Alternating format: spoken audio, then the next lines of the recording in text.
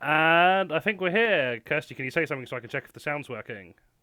Hi. Cool, I think it's working. I know I Hello. said go, but also I did also then take a big bite of garlic bread, so my apologies. Down it fresher. Um, Uh, but hello, it's lovely to be here with you, my darling. hello, yes, and welcome everyone in the chat. Welcome, Screwtop Kittens, first time chatter. Thanks very much for joining us on this very special occasion. And Cephalus Bish Lasagna Redeemed Hydrate.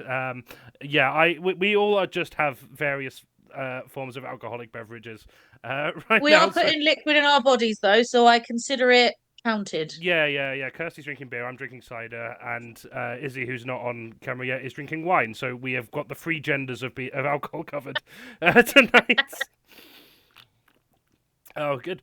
Yeah, welcome to the stream. Thanks you all for coming, even though it's a Tuesday and we never stream on Tuesdays, and all of our regulars are at XS Malarkey. So I'm glad a couple of you are here. Yeah, this is a very special occasion. I think I should probably let Kirsty. Oh, yeah, Kirsty, first of all, how are you doing? I'm doing good. I'm doing good. I'm really enjoying being here. Fantastic. I can Um, tell with yeah, your beer and your the pizza. same shit, different day. Beer, Like, pizza, and black metal. what is What's life? Absolutely, good stuff.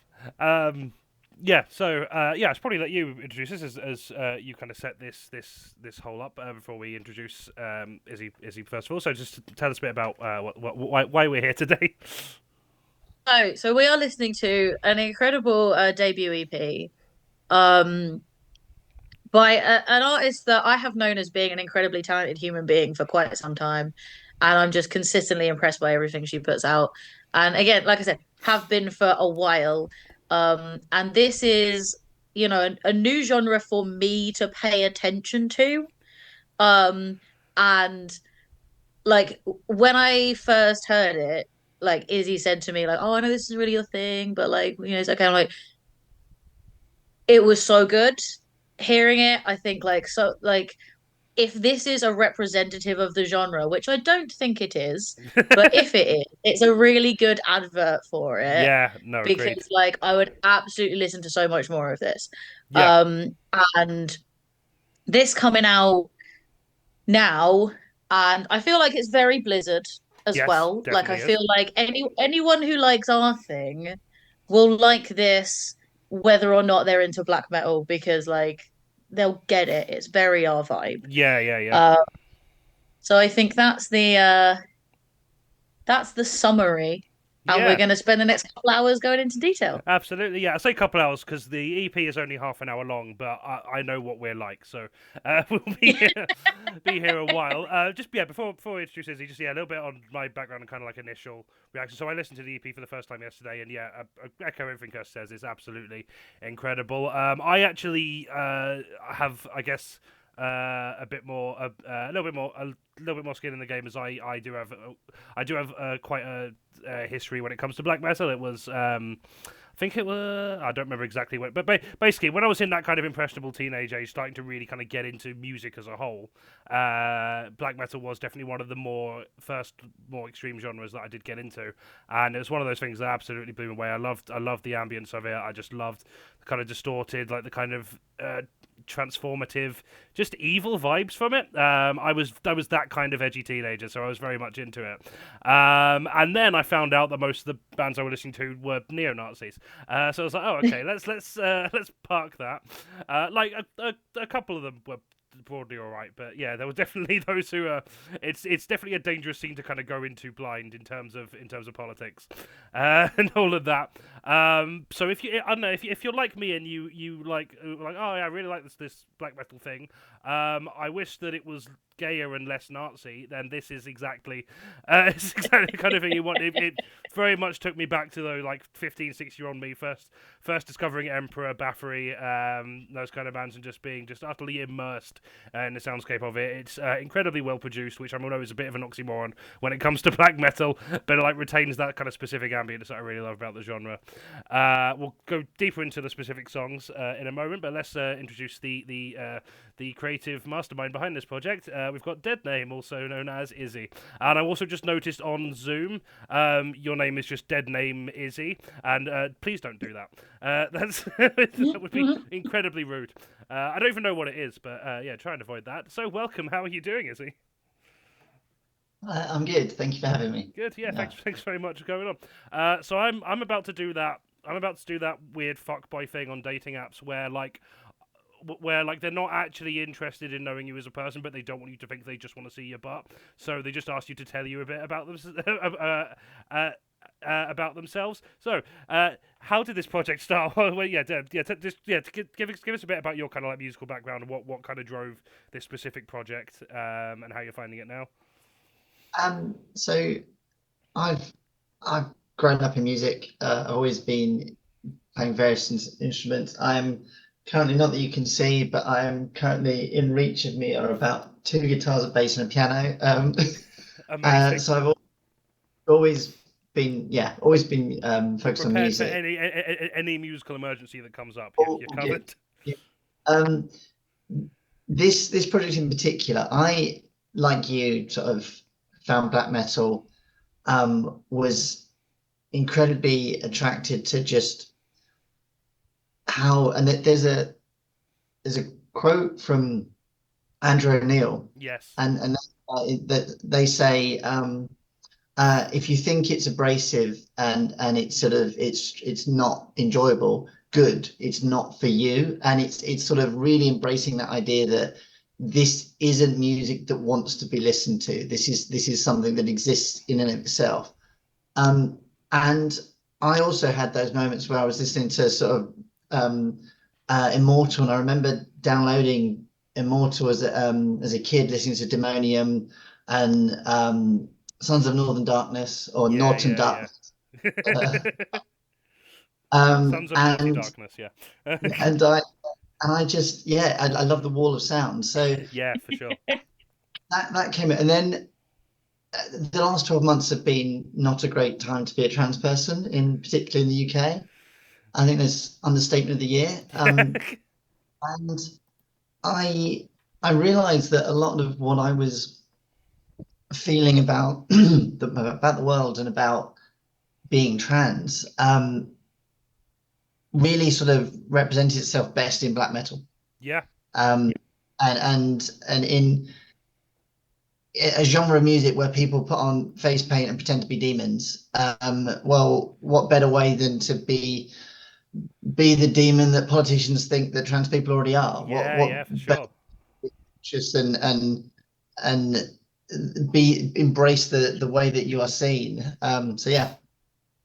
Yeah, no, absolutely. Yeah, when you put it like that, it seems like a really obvious combination of things, and I'm sure like there will be other examples of this that I've not come across. Like the two that jump to mind, there's this extreme metal band called Hush that someone from XS put me onto, who I don't know a lot about. I think they might be from Finland.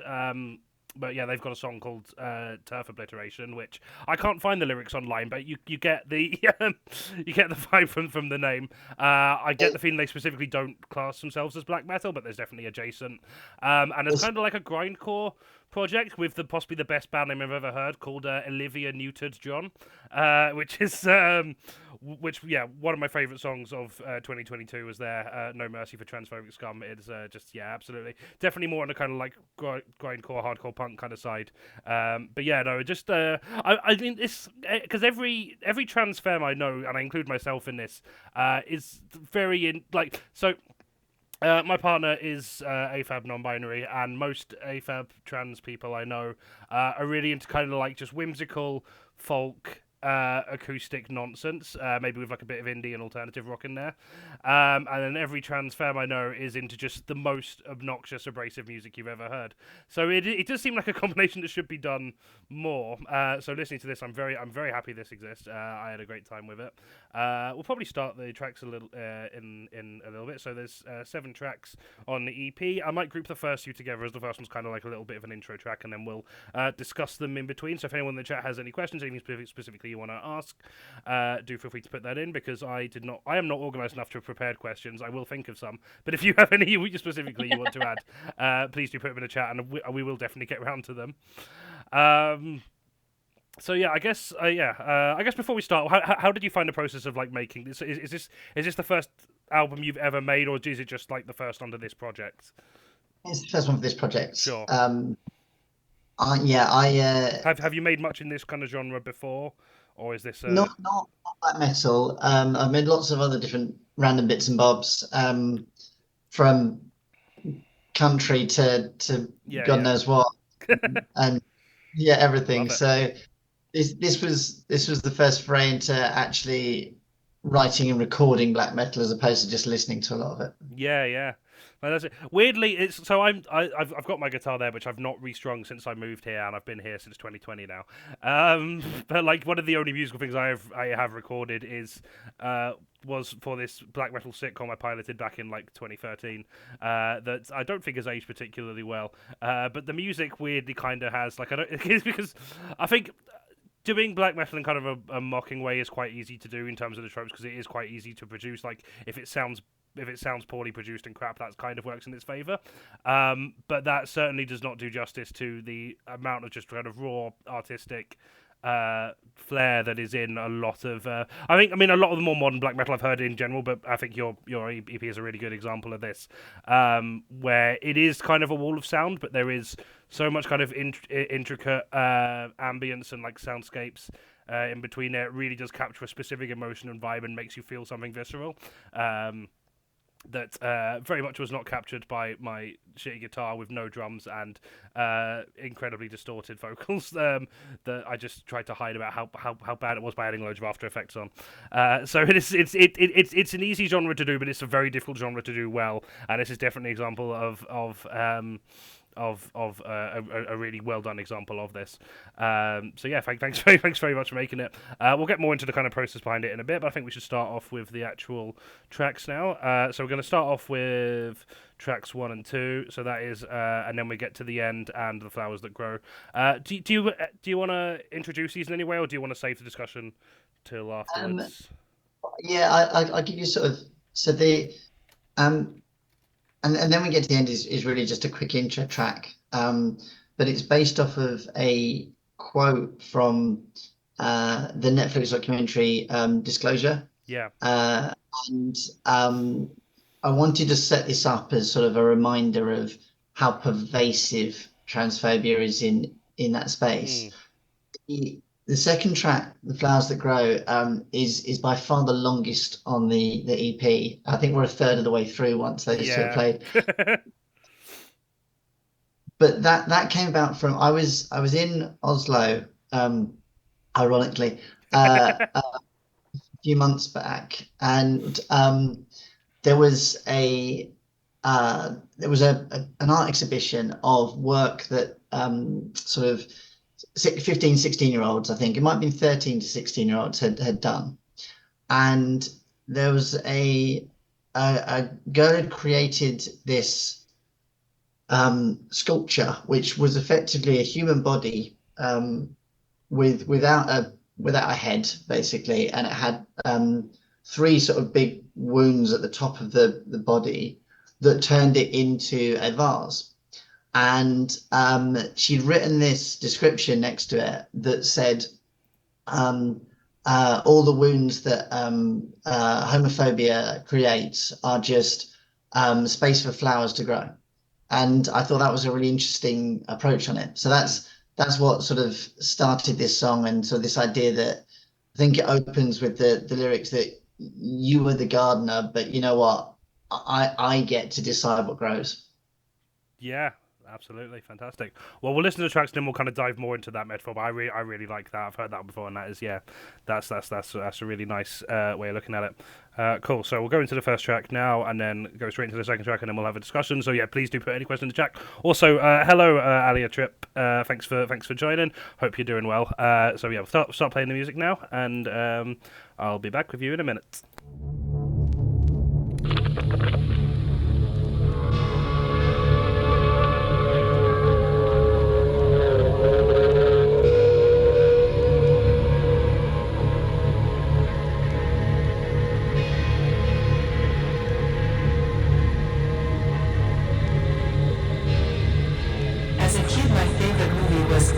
Pet Detective, and then I was watching it in college.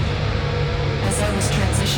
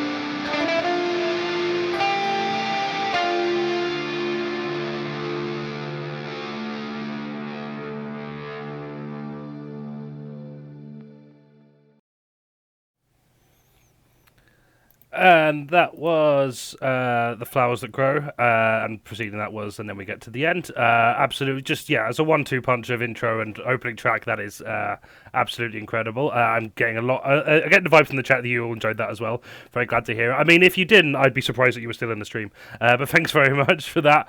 Also, welcome to the chat, Charles. I cannot pronounce your name. Charles Claret? I don't know. Whoever you are, thank you very much for joining. Sounds decent. I hear the drummer is sexy. Yeah, that answers my question of both. Was this like a entirely solo project, or did you collaborate with other musicians? And also, if you collaborated with a drummer, were they sexy? So thanks for answering both of those questions. Appreciate it. Self-permission, Danny, adoring this guitar. So yeah, agreed. I've got a lot of comments about the guitar. So I really enjoyed that. That was amazing. But we'll start off with the intro, and then we get to the end. I really like that. Was that a sample from the documentary, or was that you repeating the lines from it? Just first of all, I took the lines themselves. I took and redid through a AI voice processor. Yeah. Because I didn't want it to be connected. I didn't want it to sort of feel like I was taking someone else's voice. Valid. Yeah. Sure. I thought it felt less. It felt more isolated without it being human. Yeah, no, definitely. Yeah, I really enjoyed that. I mean, I'm an absolute sucker for that kind of, like whether it's samples or whether it's just kind of spoken word intros to more like extreme and heavy genres of music. It's used a lot in a lot of the punk and hip hop I like.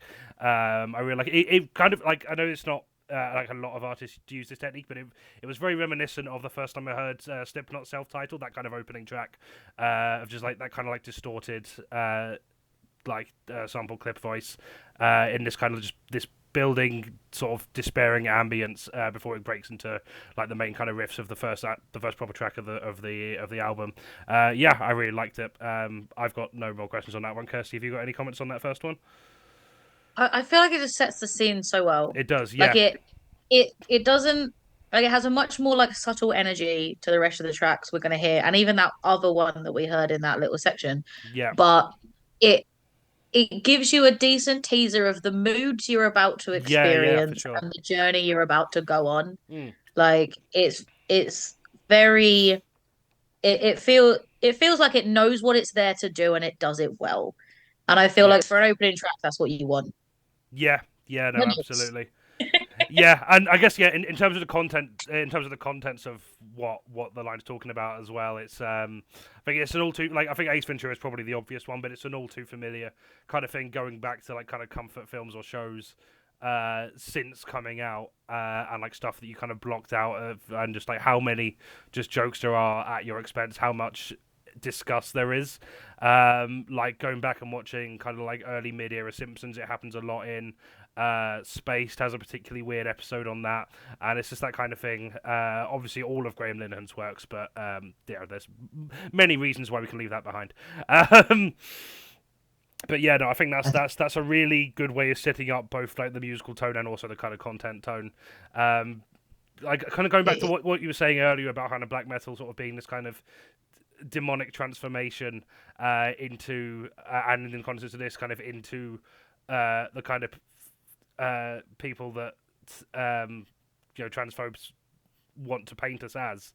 I think that's a really good kind of escalation into just that kind of like breaking point of like this, like whole swathes of the culture just treat me like if we're lucky, treat us as a joke, and if we're not lucky, treat us as a threat and as inherent kind of danger to civilized society. And just I think that kind of works breaking into the main track and getting like the full kind of onslaught wall of sound that we get. I've just monologued at you for a bit there. I'll probably let you comment on that. Does that there? I think the other thing, I mean, you mentioned it about lots of references, this sort of very transphobic in culture. Yeah. I think you don't realize as a trans person how much of that you absorb. Yeah. Oh, so much of it's internalized. Yeah. And the you can't really escape transphobia. No.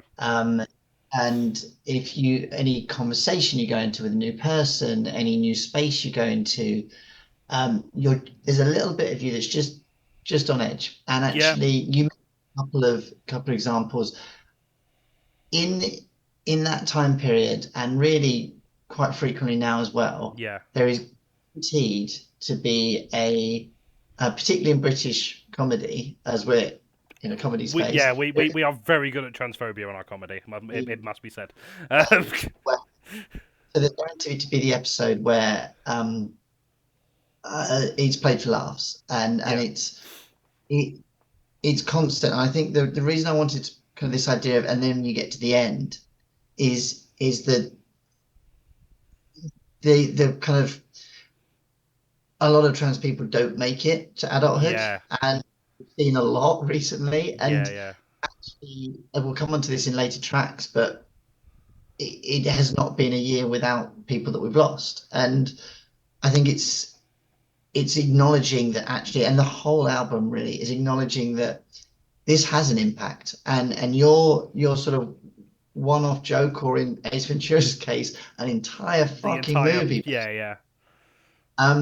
It hits people, and the quote there, that you can't have that moment of joy, and I can't go back and watch a fantastic movie that I loved as a kid without acknowledging that movie hates me.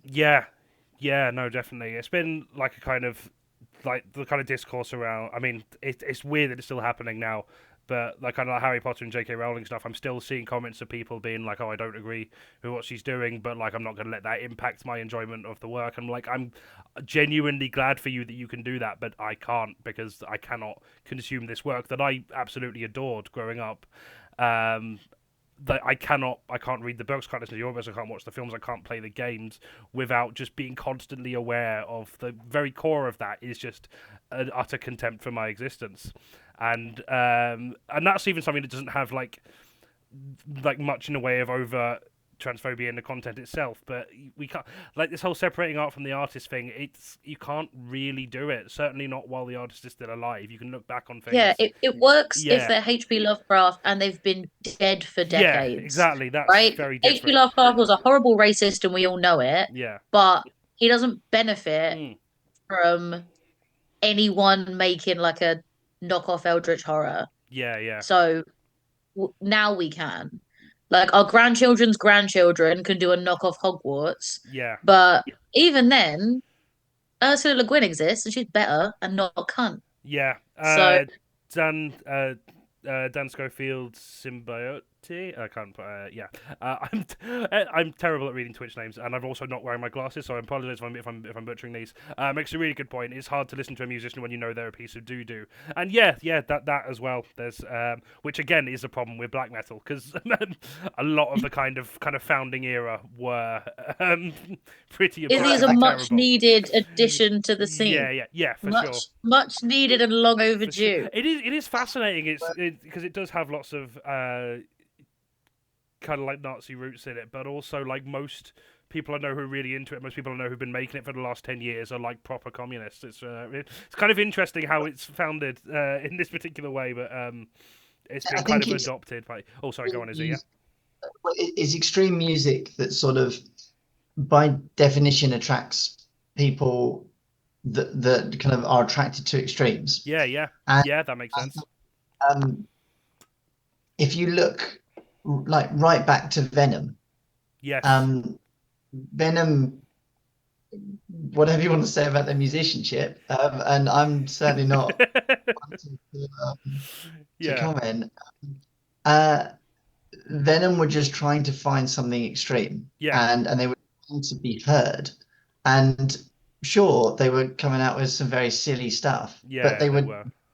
to push things. And I think black metal has always been about trying to find extremes. Yeah, And as a result, yeah, has attracted a quite a broad church of extremist views. on. Um, Yeah, I also think as well. I mean, as we get to sort of art versus artist one track in, but um, black metal is full of very questionable artists, and yeah.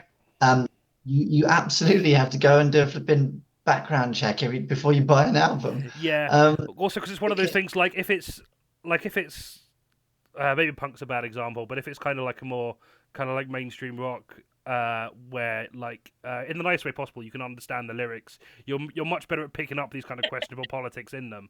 But when it comes to black metal Mm. stuff, the lyrics aren't like they're there, but they're not really the focal point of the music. You can't necessarily decipher them without kind of reading them along with it. They kind of aid the overall artistic picture in a way.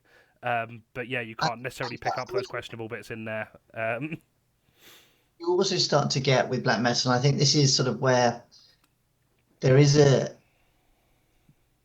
real challenge in the music, which is that um, black metal is very much, I think you mentioned earlier, it's wall of sound a lot of the time, Yeah. um, and it's about sharing an emotion and it's about Yes. sharing feeling, and that feeling has historically very much sat in hate and misanthropy, Yeah. Yeah. Yeah. and um, you may not know the target of that, No. and it it doesn't change how well the music is created or how well it is designed to generate that emotion based For on sure. Yeah. who. So there is a real challenge, I think, in black metal about, as you said, with art and artist. Yes. My approach to it is I won't give money to anyone who's an Yeah. awful Yeah. human being. For sure. Um, Yeah. that doesn't mean that I haven't listened to a lot of stuff Oh God, no, that yeah. Like resonate yeah, to it. like Burzum's an But absolute piece of also shit, but not like he does like listen to some of the really early stuff, and it is just genuinely this. There's nothing quite like it, even within the scene itself. Absolutely don't buy them, but I'm very grateful that I kind of managed to hear them. Because yeah, it did definitely shape my perception on what music could be to a degree. But also, yeah, also he's an absolute cunt. So there's also a difference between mythologizing yes, a bunch of teenagers from 30 years ago yeah, in second wave black metal and bringing back your homophobic murderous drummer and yes, getting really mad with him about that. Yeah, mythology. And then also there is a very big difference between mythologizing using a bunch of silly teenagers who were doing awful things and inviting that band to come and play your festival in London. yeah, So I do think that there are fundamental differences in that. yeah, In the absurdity of black metal, embrace the extremity of it, yeah, um, but understand that actually these decisions have consequences. There are gigs that I will never ever go to again mm, because they seem to have no problem with inviting homophobes, murderers, and racists and yeah. onto them. And I it's think that's a special thing as well. We do need to like overstate. Murderers is not an exaggeration. Like second wave black metal was incredibly messy. There was a lot of extreme violence, extreme homophobic violence in some cases. That's not an exaggeration. That's actually a thing that happened. And I think at the very least, even if you're the most middle of the road promoter out there, you can probably agree that's not a thing you should be endorsing or aligning yourself Like with. a really easy line to Yeah, draw. yeah, Really easy line to you'd think draw. so. Um, yeah. Right, we'll move on to the second track because I had a few little things I wanted to discuss about that as well. But yeah, as an opening to an EP, absolutely brilliant. Love it, 10 out of 10. Um, so yeah, Flowers That Grow. You already kind of talked about the origin of that track, and I think that really shows in the kind of tone of that track as well. I guess to just kind of start with ask a bit about your kind of songwriting process. With this, do you start with the kind of lyrical conceit, or do you start with the kind of tone of the sound, and then how do you combine that into like an overall track? on this EP, it was always vocals first. Sorry, music first, Sure. vocals second, the lyrics second. Um, which is not historically how I've written. I tend Okay. to write lyrics. I actually found it quite strangely freeing on this because I was writing the lyrics very quickly and I was angry and Yeah. emotional when I was writing. It actually allowed me to get out of what I normally do, which is sit there and get a little bit up my own arse on sort of making the lyrics brilliant Yeah. and Yeah. sort of getting into it. And so I get. musically, I suppose the risk of that is most people won't be able to discern them, so that you are kind of wasting a bit of energy if you agonize right, over it too much. and so musically, I, I'd sat down and uh, I was going through a few of the tracks actually last night with Alex, a guitarist, and he was laughing that the kind of a lot of the tabs that I've got just say black metal 1 or distorted riff 6 and things like that because I just I liked and then I sort of arranged it later, Oh, cool. uh, and so that song that we've just listened to or a while Yeah. ago now listened to that I was, and this is going to sound very pretentious but it's just Oh, true. go for it. I like was listening to Chopin and I was like, I love what the sort of the piano's doing there. What if I took that and made it distorted as hell, sort of cut it all up and change the way it approaches, then mess with the harmonies. And so Ah, the love it. the bit in Flowers That Grow that has that sort of growing intensity that sort of doesn't let you go for a bit is a nocturne by Chopin chopped up and messed with, and so Now that you it say that, I can hear it. I wouldn't have been able to glean that without you saying so. But now that you say it, yeah, that's really clever. because I think you can get away with so much in black metal just by just really throwing harmonies at it, Yeah, because yeah. it's going to get all hell. So Yeah, and that's it. It is absolutely full of harmonies. There's like loads of kind of distortion and well, not filters, but loads of kind of like they're like distorted. But it is at its core, it is very melodic. It is a lot of harmonies. Not always, but like this particular track, I think Hmm. definitely is. And that's a kind of nice contrast between the visceral kind of uh, painful kind of like style of black metal vocals. So this is the first kind of thing you've done in this specific genre. Is that did you have to kind of teach yourself or like kind of practice that vocal style, or was that something that you were already uh, kind of obviously there's listening two. to a lot of it? You kind of pick up how at least how it's meant to sound, but in terms of actually doing that, was that a There's three. challenge? There's three vocal styles on the EP. Yeah, Uh, One is what I would describe as the sort of the goblin sound, yeah, yeah, yeah, which very much that sort of back of your throat yeah, kind yeah. of. I love the goblin sound on this. That is so Like when good. you Yeah, you sent me a message with one of them, you're like, I don't. It might be a weird thing to say, but this one's the goblin sound one, and I was just like, get And it. it really so Yes, works with the track. Yeah, yeah, 100%. Well, perfect. that's the way I was doing that was sort of a really high gain, on the vocals, but actually doing it incredibly close to the microphone, yeah, yeah, yeah. very sort of intimate. Then there's a second vocal track or vocal style that I use in different tracks, which I basically went to a basement studio that Kirsty's played in Mm. before, and it's boiling in there. And there was we were just about to fewer few days before we were about to get completely kicked out, so it was completely empty, no equipment in there at all. And I turned off all the lights and just did all the vocal tracks in that room, screaming full hell for leather Yeah, with it. Um, and I think I lost about a stone in sweat doing it. And then, as we heard at the end of just fully embodying Flowers, it. then just the third style, which is the just the straight, almost sort of kind of death metal growl that Right, I yeah, threw yeah. in as well. Yeah, no, awesome. Was it quite a cathartic? So like, I definitely can't do this vocal style, but when I've like tried to like do it along to like some of my favorite tracks before, like when I've been feeling particularly just unhinged, I always found it kind of just very cathartic. It's just kind of let it all out. But that wasn't in aid of creating anything. That was just like an expression. Did it feel the same kind of cathartic actually recording that and specifically because it's lyrics you wrote as well. Um, like any more or It less so than it would any other kind of style you do. it it felt like getting a lot out. I'm not sure it felt cathartic. Sure.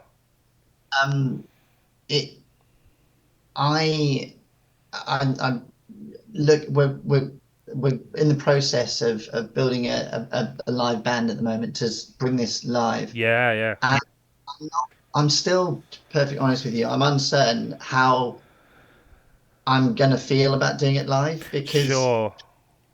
it's not easy No.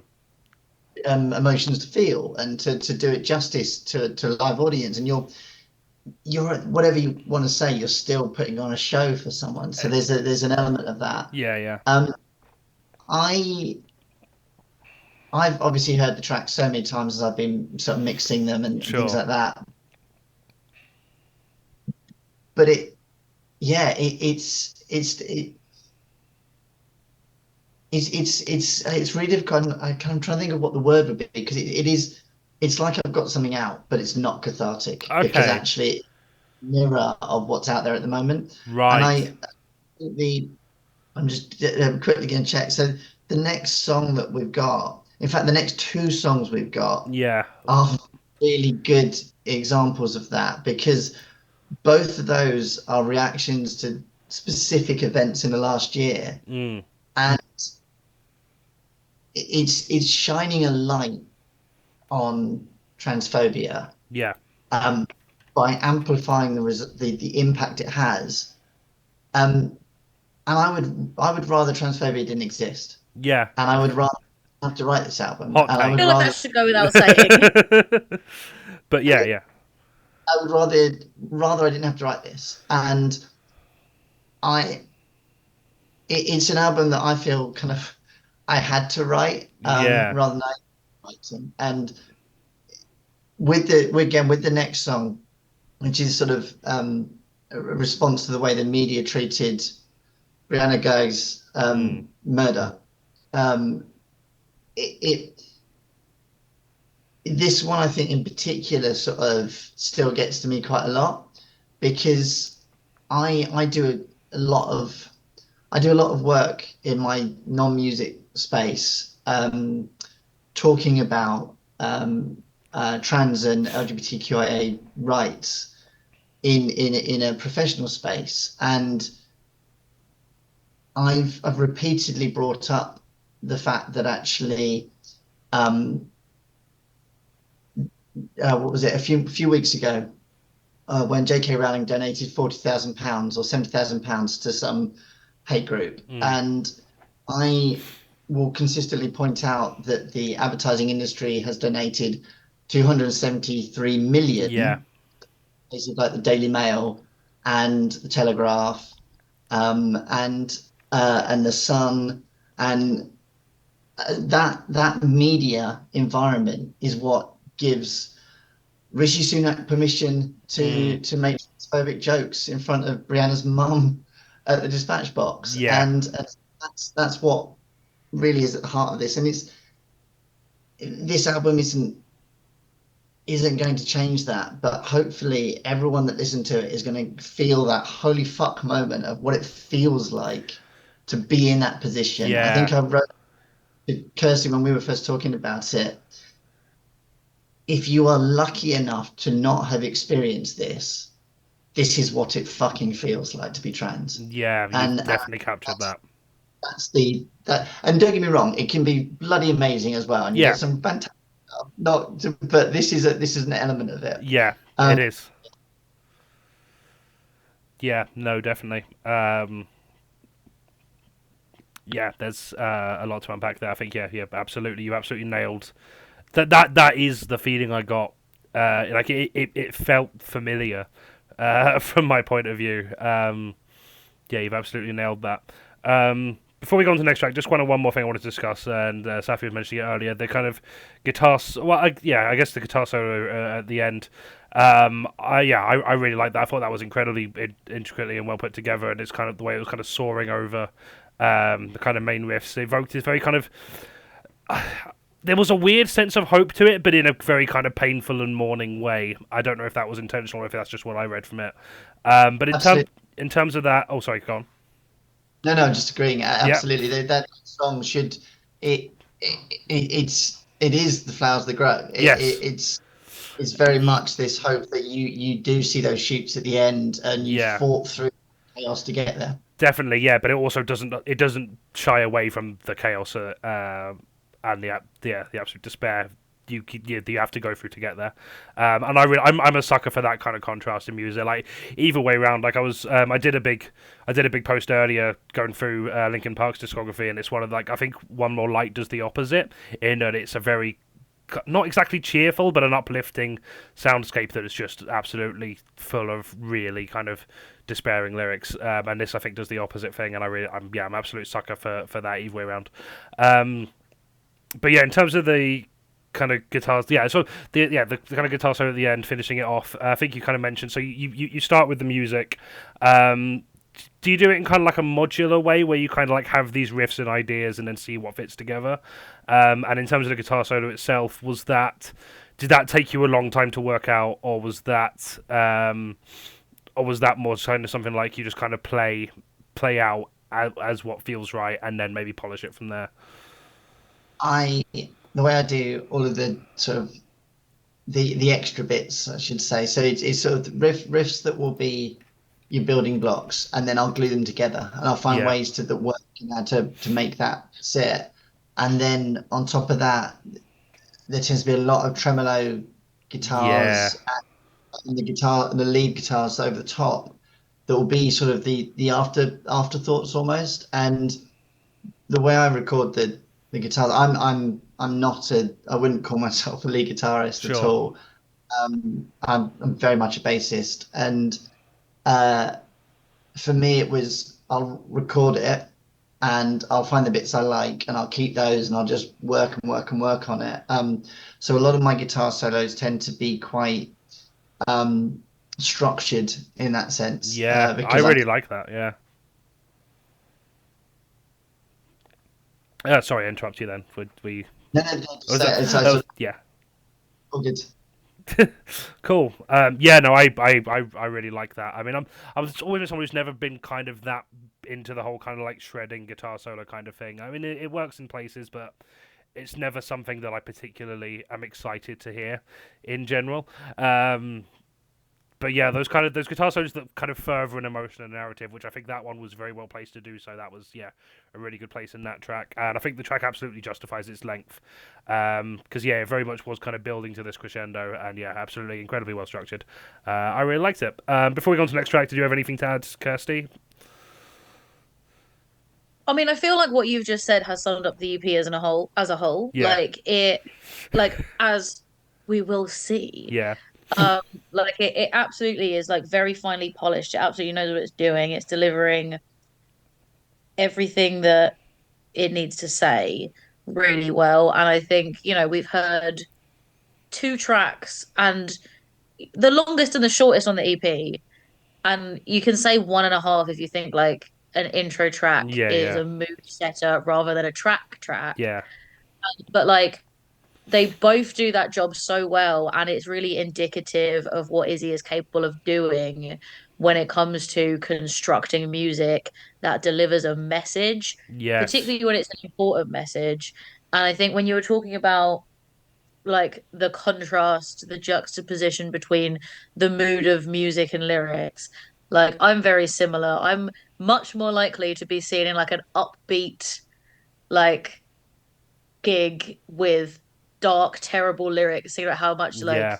the world A lot of sucks. Scar is like that. Scar is just like really bouncy music, and there's like Yeah. a lot of the Like I lyrics love like that Street like juxtaposition. Manifesto, and yeah, Yeah, and like even though this is not, like I said before, like not the kind of music I usually listen to, I feel like because it has taken a similar vibe and like flipped it, it um I can click with it yeah. really well. It is weirdly And empowering, that one, I think. yeah, and Or I maybe also find that anything, maybe empowering is not the word, but it makes you feel less alone. Or that's what I got anyway. yeah, I think when you can get that, like, you can be like this is the shitness of the situation, like, but I'm alive and that's enough. Like, and that is enough to give like other people hope and all of these other kind of emotions that factor into it, where you have that kind of two sides of the same coin.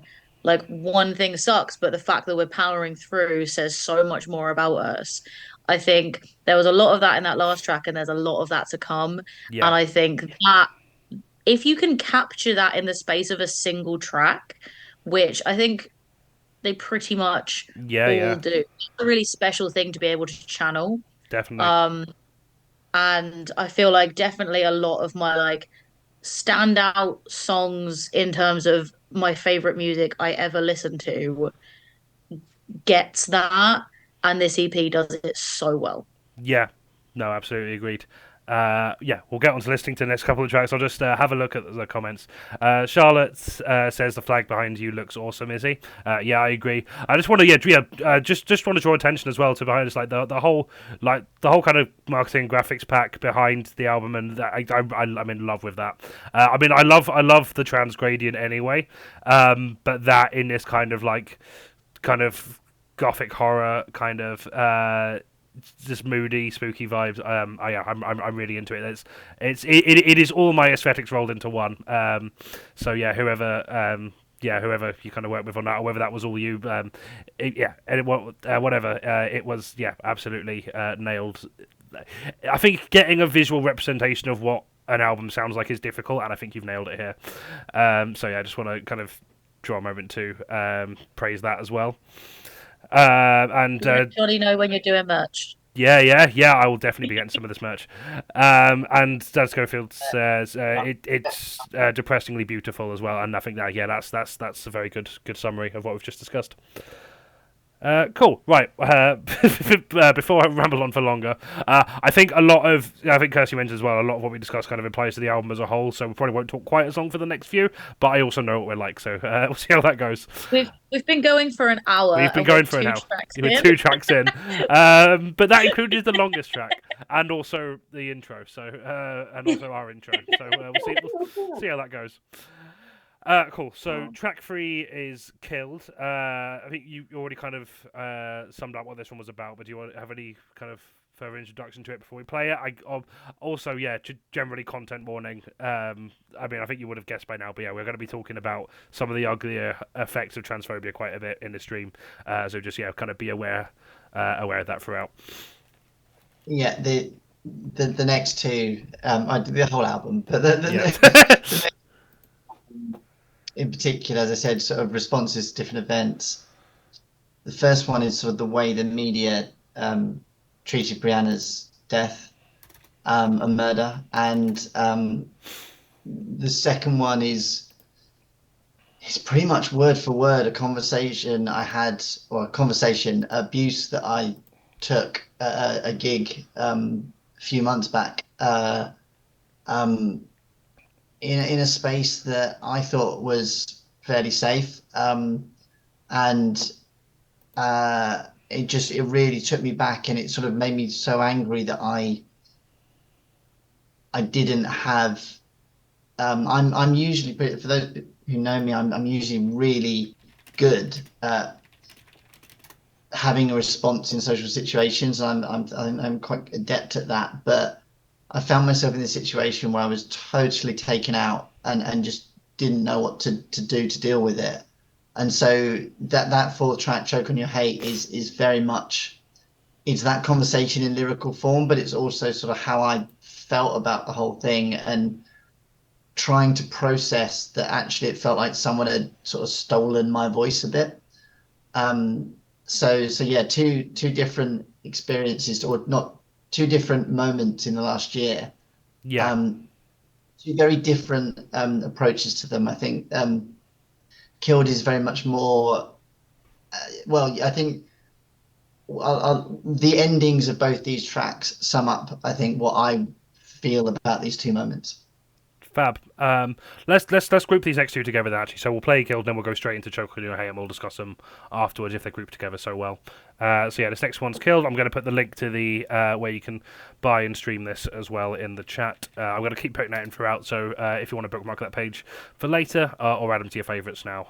It's on most of the main streaming platforms, and you can buy it on Bandcamp as well.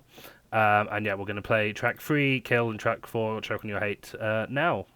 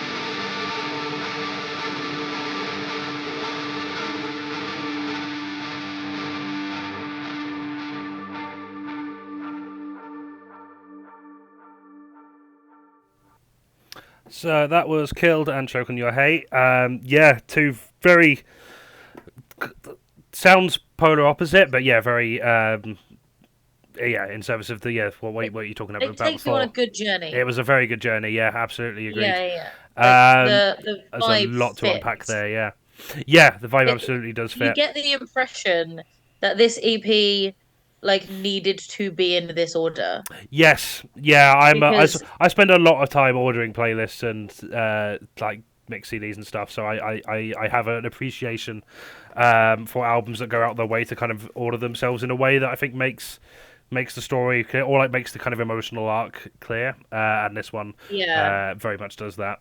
It's a bit hard with EPs because they are so much shorter, but I think it's very it is putting these two together definitely works. In favour of that. Just have a look at the few comments. South Lasagna. I like bouncing from different feelings with each piece. Killed made me kind of tearful, not gonna lie. Yeah, no, absolutely same. Like I listened to it before, but having more context in what it's actually about and really paying attention to it, it's a very mournful piece, and you've absolutely nailed that. And I think that's kind of what extreme music needs to be. It is. So it reminds me of kind of more ambient end of not just black metal, but like kind of extreme music in general that I used to listen to when I just find basically any like independent music creator who were just giving away music for free just to download. Definitely got some viruses that way, but also found some really unique bands who I've not been able to find since. I think these ones were called Narfisuras or something. Don't know anything about them, so don't take that as an endorsement. I don't know what they're like, but it very much focused on kind of the music painting a picture with this kind of soundscape more than necessarily like a listening experience. Just kind of like an audio picture. I know that sounds kind of contradictory, but that's kind of what I got from it. Yeah, incredibly powerful track. I think it's also like the one with the clearest lyrics so far, which I think plays a lot in its favor given the kind of seriousness of the topic at hand. Yeah, particularly they shout of your end and your fame, but refuse to remember your name. That one gave me chills. And the kind of ending refrain as well: "Killed by the dog whistle, killed by the headlines for living your life." Yeah, that's possibly a masterpiece. In terms of questions, I don't know if I have much in the way of that, but yeah, do you have any comments to anything I've just waffled on about with that?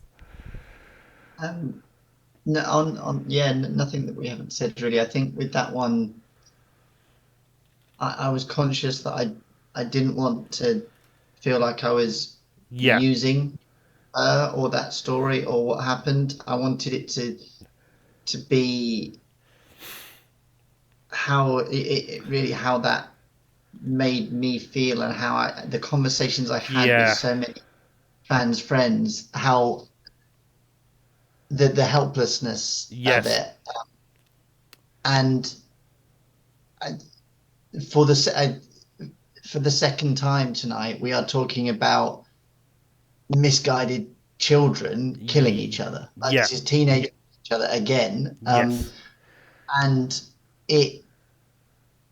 I think it's not that's not the focus of the track, no, and that's not where I think our focus should be. It's about how this the environment's been curated.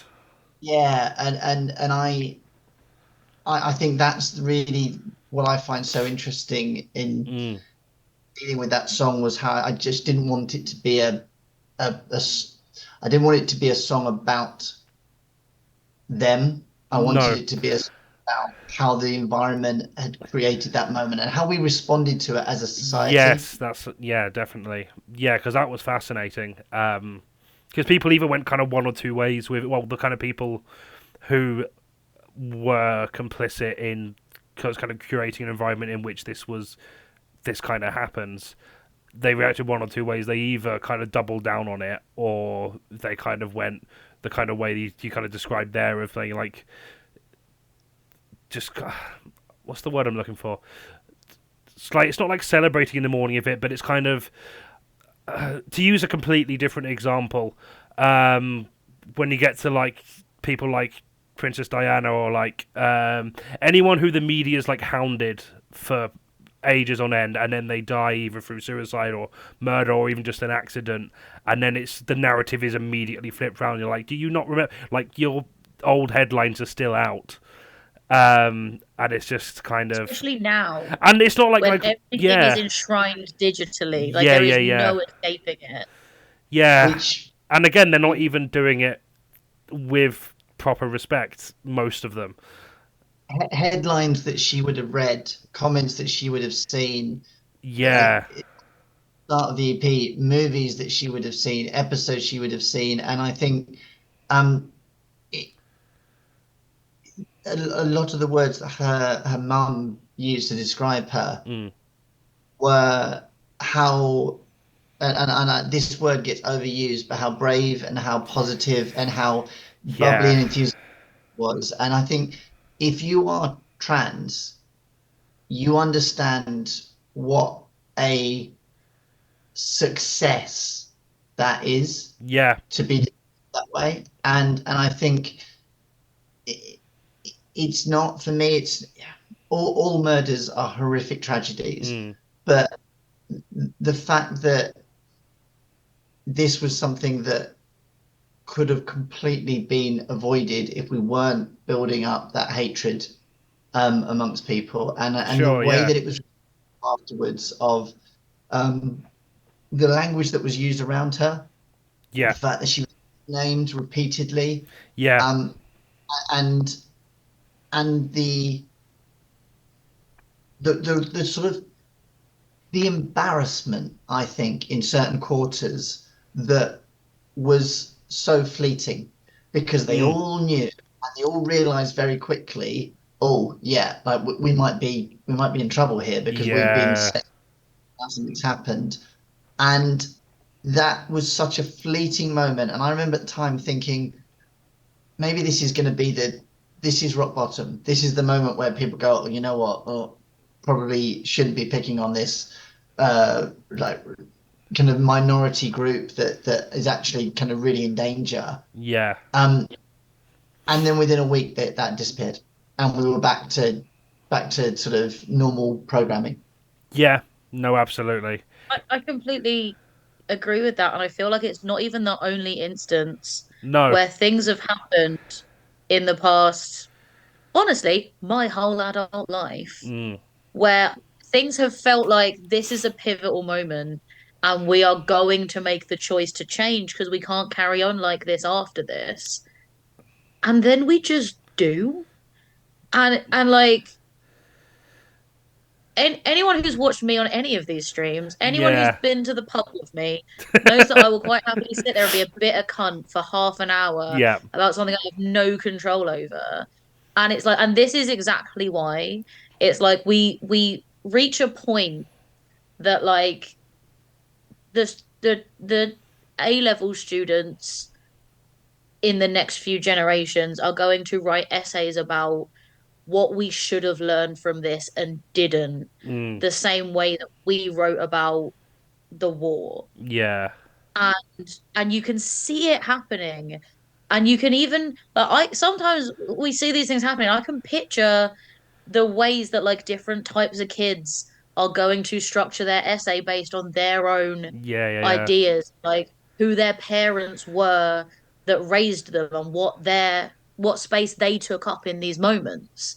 And like I can see it so vividly, and I don't understand how other people don't. I don't no, understand how anyone's looking at these things happening and not going, I'm about to be a footnote in history, and it is up to me to make sure that I'm on the right side of it. And so many sort of like societal figures are taking the wrong side in a way that the rest of the world is just going, what the fuck are you doing? yeah, no, it is. And on a kind of on a kind of morbid note as well, like you kind of make the point that you're very careful to not kind of be co-opting this particular kind of tragedy. But also the fact of the matter is, this is the most high profile case here, but it's not an isolated incident. We're hearing about it all the time. This one was a lot closer to home, and maybe a lot more overt than other ones, but it is unfortunately part of the trans experience that this is just people who you've not necessarily met but kind of share this kinship with, or people who you just meet online in like chat rooms and forums and on social media, one day just aren't there and you don't know. Yeah. Wrote that track. I've debated about what I should say on stage, playing that live. I've debated about what I should say on social media. Yeah. And to your point, the names that I would need to add continue to increase every time I think about it. Exactly. A few weeks ago, both in my extended circle of trans friends and with Next in the US, you had 2 deaths of trans people, either directly or indirectly, from transphobia. And you had a couple of weeks later, you had a trans girl again. I think we need to really reinforce this. It's a child. A trans girl stabbed 14 times in South London. This is which again sort of goes into choke on your hate. I know conscious is a comedy show and that we should no it's fine, but yeah, this it's not today. Don't worry. No, today it's whatever show it needs to be. I know people who have go bags by the door because they are looking at the language that is being said, they're looking at the way that the law is being changed, and they are thinking, I may no longer be safe in this country. I know people who have left this country because of that reason. You mentioned about sort of how history repeats itself. So many of the headlines we see now are the gay panic of the crisis with the words replaced. And now it's trans. And it's I'm trying desperately not to sort of get too off track and focus on the music, but no, this is part of it. 86 children who were on puberty blockers in the entire country, 86, and that somehow, when the NHS is in the state it's in, demanded a full review and the government's entire attention. And drugs that are deemed safe now for cis children with precocious puberty, but not for trans children. Direct intervention that is transphobic and discriminatory on a fundamental level of healthcare, and yet that's what we're doing, and it only empowers people. And both these songs, the people that have created both of those moments were empowered to do so by a society that pushes. And that's, and not to sort of jump ahead, but with Choke on Your Hate, that really, that sort of for me is sort of, I think there is to bring it back to hope, there is a desperation, I think, in a lot of that. And I'm gonna, I know I should, this is terrible, I should know this because I wrote it, but I'm getting, because there's a bit in that I wanted to bring out. Because where is it? Gosh. I think it's actually not even in that song. That's terrible. Well, I'm going to say it anyway. There's a moment where I think they know that they're on the losing side of history. I think they know that they are fighting a losing battle, and people fight hard and dirty when they know that. And I think we've got to accept it, and we've got to get tough. And for allies, it's not about sharing a social media post. It's not about living sort of turning up and having a few flipping daiquiris at Pride. It's about taking a punch for us. Yeah. And and this holds true. It's not just a trans thing. This holds true for any minority situation where there is discrimination. It's fucking exhausting. You are constantly at threat of danger, and you need allies that are not going to look at you and go, "Oh, it's so difficult, is it?" You need someone who is going to stand up and make a difference. And a lot of the time for trans people right now, that means standing in front of someone who wants to hit you, standing in front of someone who wants to throw something at you in the street. And I, I'm sort of a little bit fucking done with performative allyship. Yeah. Because it's tough, and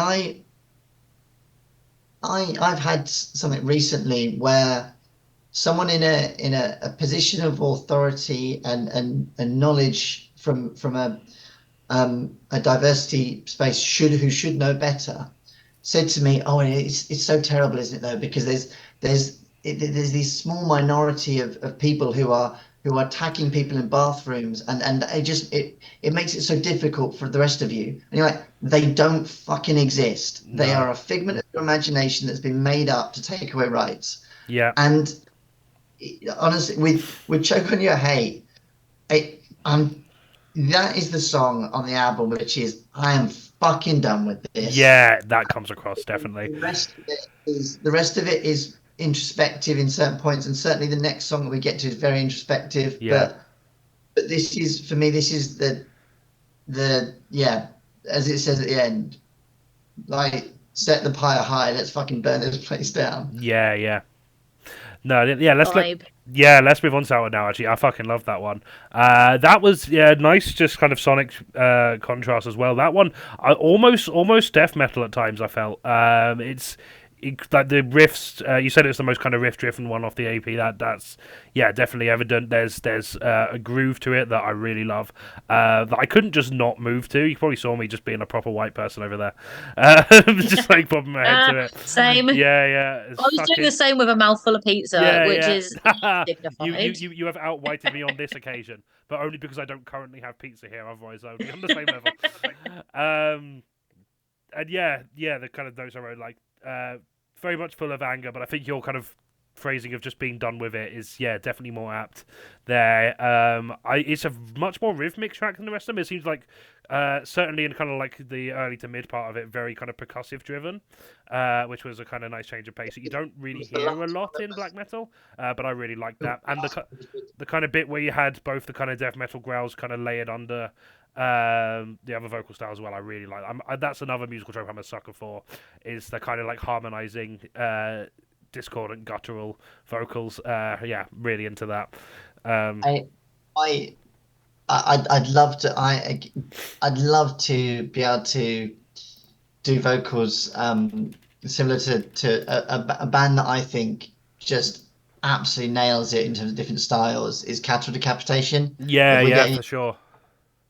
The sort of more death side, and the ability to shift from what could sound like a Judas Priest harmony to sort of pig squeals, to gutturals, to sort of fry screams, to everything. And see, I do know my vocal techniques. Yeah, you do.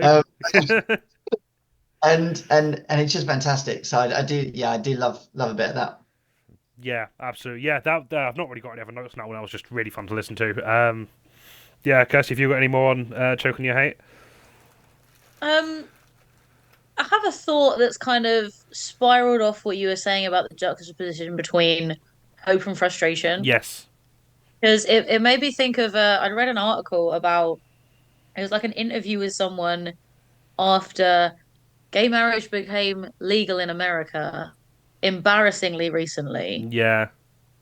With a man who'd been campaigning for it to happen since like the 80s. Fucking hell. Yeah. And like his reaction to it was just immensely positive. where he was going like, I have been like working towards this for the better part of 4 decades, and it's finally happened, and I am so happy. And that joy Mm. absolutely deserves to exist. But like me reading it years after the law had changed, just like I just had this like really sinking feeling in my stomach of like, but why did you have to Mm. fight for 40 years for something that Yeah. anyone with two brain cells could tell you should just be? Yeah. And like I think it's that simultaneous like, yes, obviously I'm happy, but also fuck this. Yeah. And it's I'm using that example because I think that was not the first or only time it's happened, but one of the first times I could identify the two conflicting feelings that were clashing. And Yeah. now, like that, once I could put words to that headbutt of feelings, Yeah. I could like, I've identified it a lot more since in basically like every progressive step that Yeah. society has taken. It's Like I always too have late. that. It takes so long. Like, Yeah. yeah, I want to be happy, but like I'm mostly just like, well, fucking finally. Yeah. Um, And like it, goodbye. and like it's one thing. And like, It's one thing when it's social issues as well, though. But then when we get stuff like climate change and stuff like that, we're moving so slowly on that. It's just like you realize if we don't do this in reasonable time, then it's moot. Everything is moot. Like, yeah, not to understate the importance of social issues, far from it, but it's just kind of terrifying seeing it play out with things that have much more immediate repercussions on like a extinction level. yeah. But like, I definitely feel like these tracks get like that, Yeah. it evoke that vibe really well. Yeah, definitely. Um, where you've got that kind of like clash of Yeah. things going on. It's like I need to have the hope. I need to see the hope. I can see, Yeah. and like you talk about people being on the wrong side of history. Obviously, like we have seen, there is a pushback, there is a backlash, and then people make the right choice. But there's also a sense of dread that that might be in 30 years, and that's not good enough. Yeah. Like we need to pick up the pace when it comes to like making sure Yeah. like, yeah, we want to create a better world for the next generation. We also want to make sure the world isn't a shitty place for the people that are living now. Yeah. Yeah. Yeah. There's an extra element to that as well, which is defend the games I that we've I was got. just about to get onto that because Hmm. after kind of like like repeating Roe v. Wade, the kind of point like once you get to these points, that is not guaranteed to stay. It's not like you can rest now. Like this has been done, and everyone's just going to accept it. We know that's not how it works. There will be continued backlash against it, and they will try and get away with taking it away. We lose stuff from our sort of combined cultural memory at the Mm. time. Um, every generation and every person thinks that they've discovered everything. Yeah. Um, and they're the first people to ever have these thoughts and the first people to ever think these things. And I I think as a result of that, you don't realize that work has been done and work continues to be done to keep things as they are. And Yeah. Hmm. sometimes status quo should be celebrated. And the ability to sort of say, no, we are defending what we've got right now. I mean, we need to defend the Equalities Act. Yeah. We make sure that we protect what we've got because it's. I mean, in the next 6 months or however long we end up having before the general election, it's only going to get nastier, Yeah. Yeah. and not And actually. they've already shown that like trans issues specifically are one they're more than comfortable like in leveraging as a tactic to like, as a divide and conquer tactic. But I do think as a result, though, in queer spaces, we do need to sometimes celebrate the status quo. Yeah. And you talk about someone who's been campaigning for gay marriage for 40, 50 years.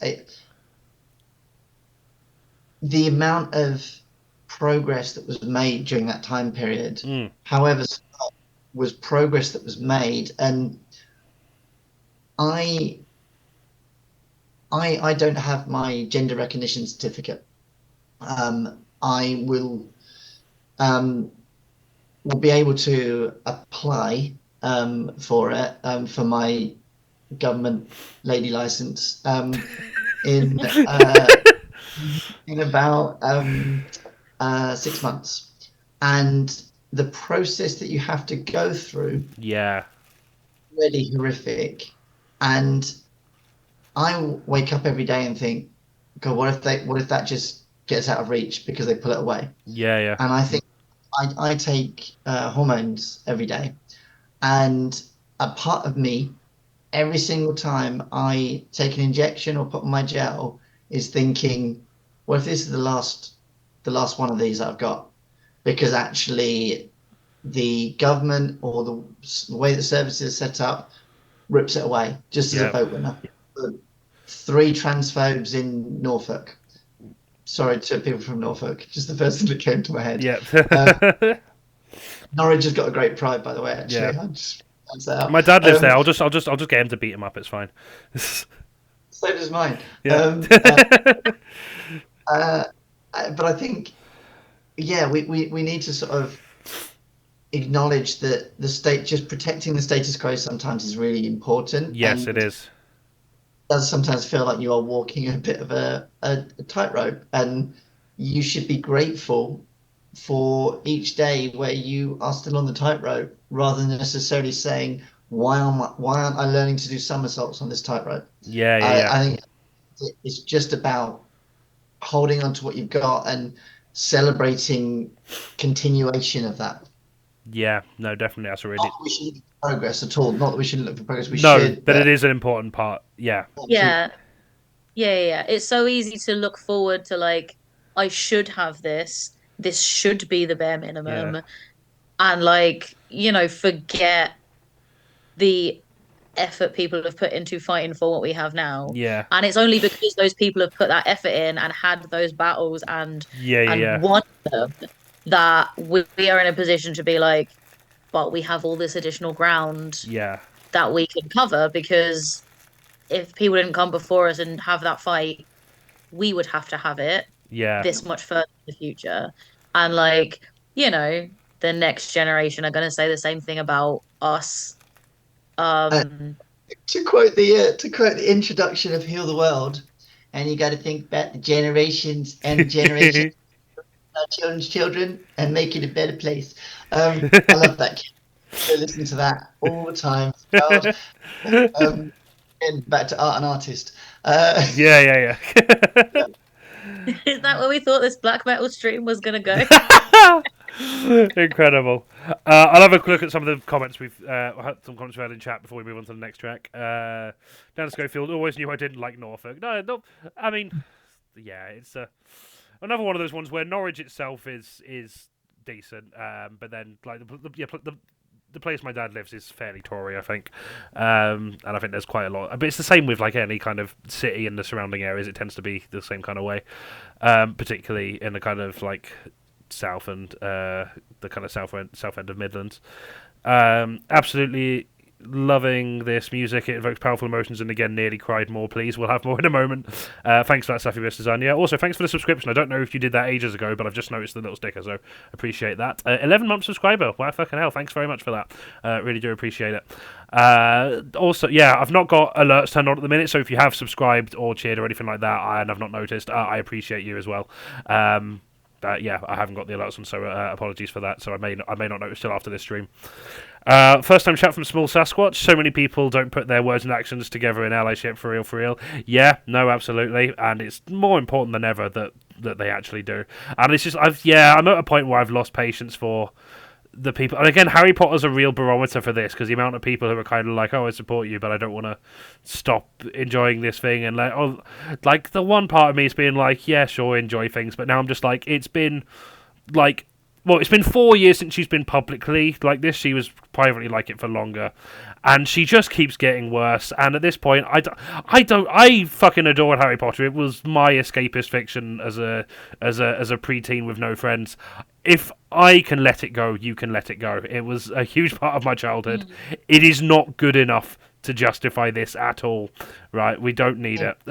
You can let it go. And if you're not even willing to let go of Harry Potter, let alone take a punch for us or punch a transphobe, then yeah, I don't care about having you as an ally. You're not doing anything. I think if people can wander around freely in a Mayhem shirt and a Burzum shirt, Yeah, then I would like to think that sort of Holocaust denial level transphobia as she's now reached. Yeah.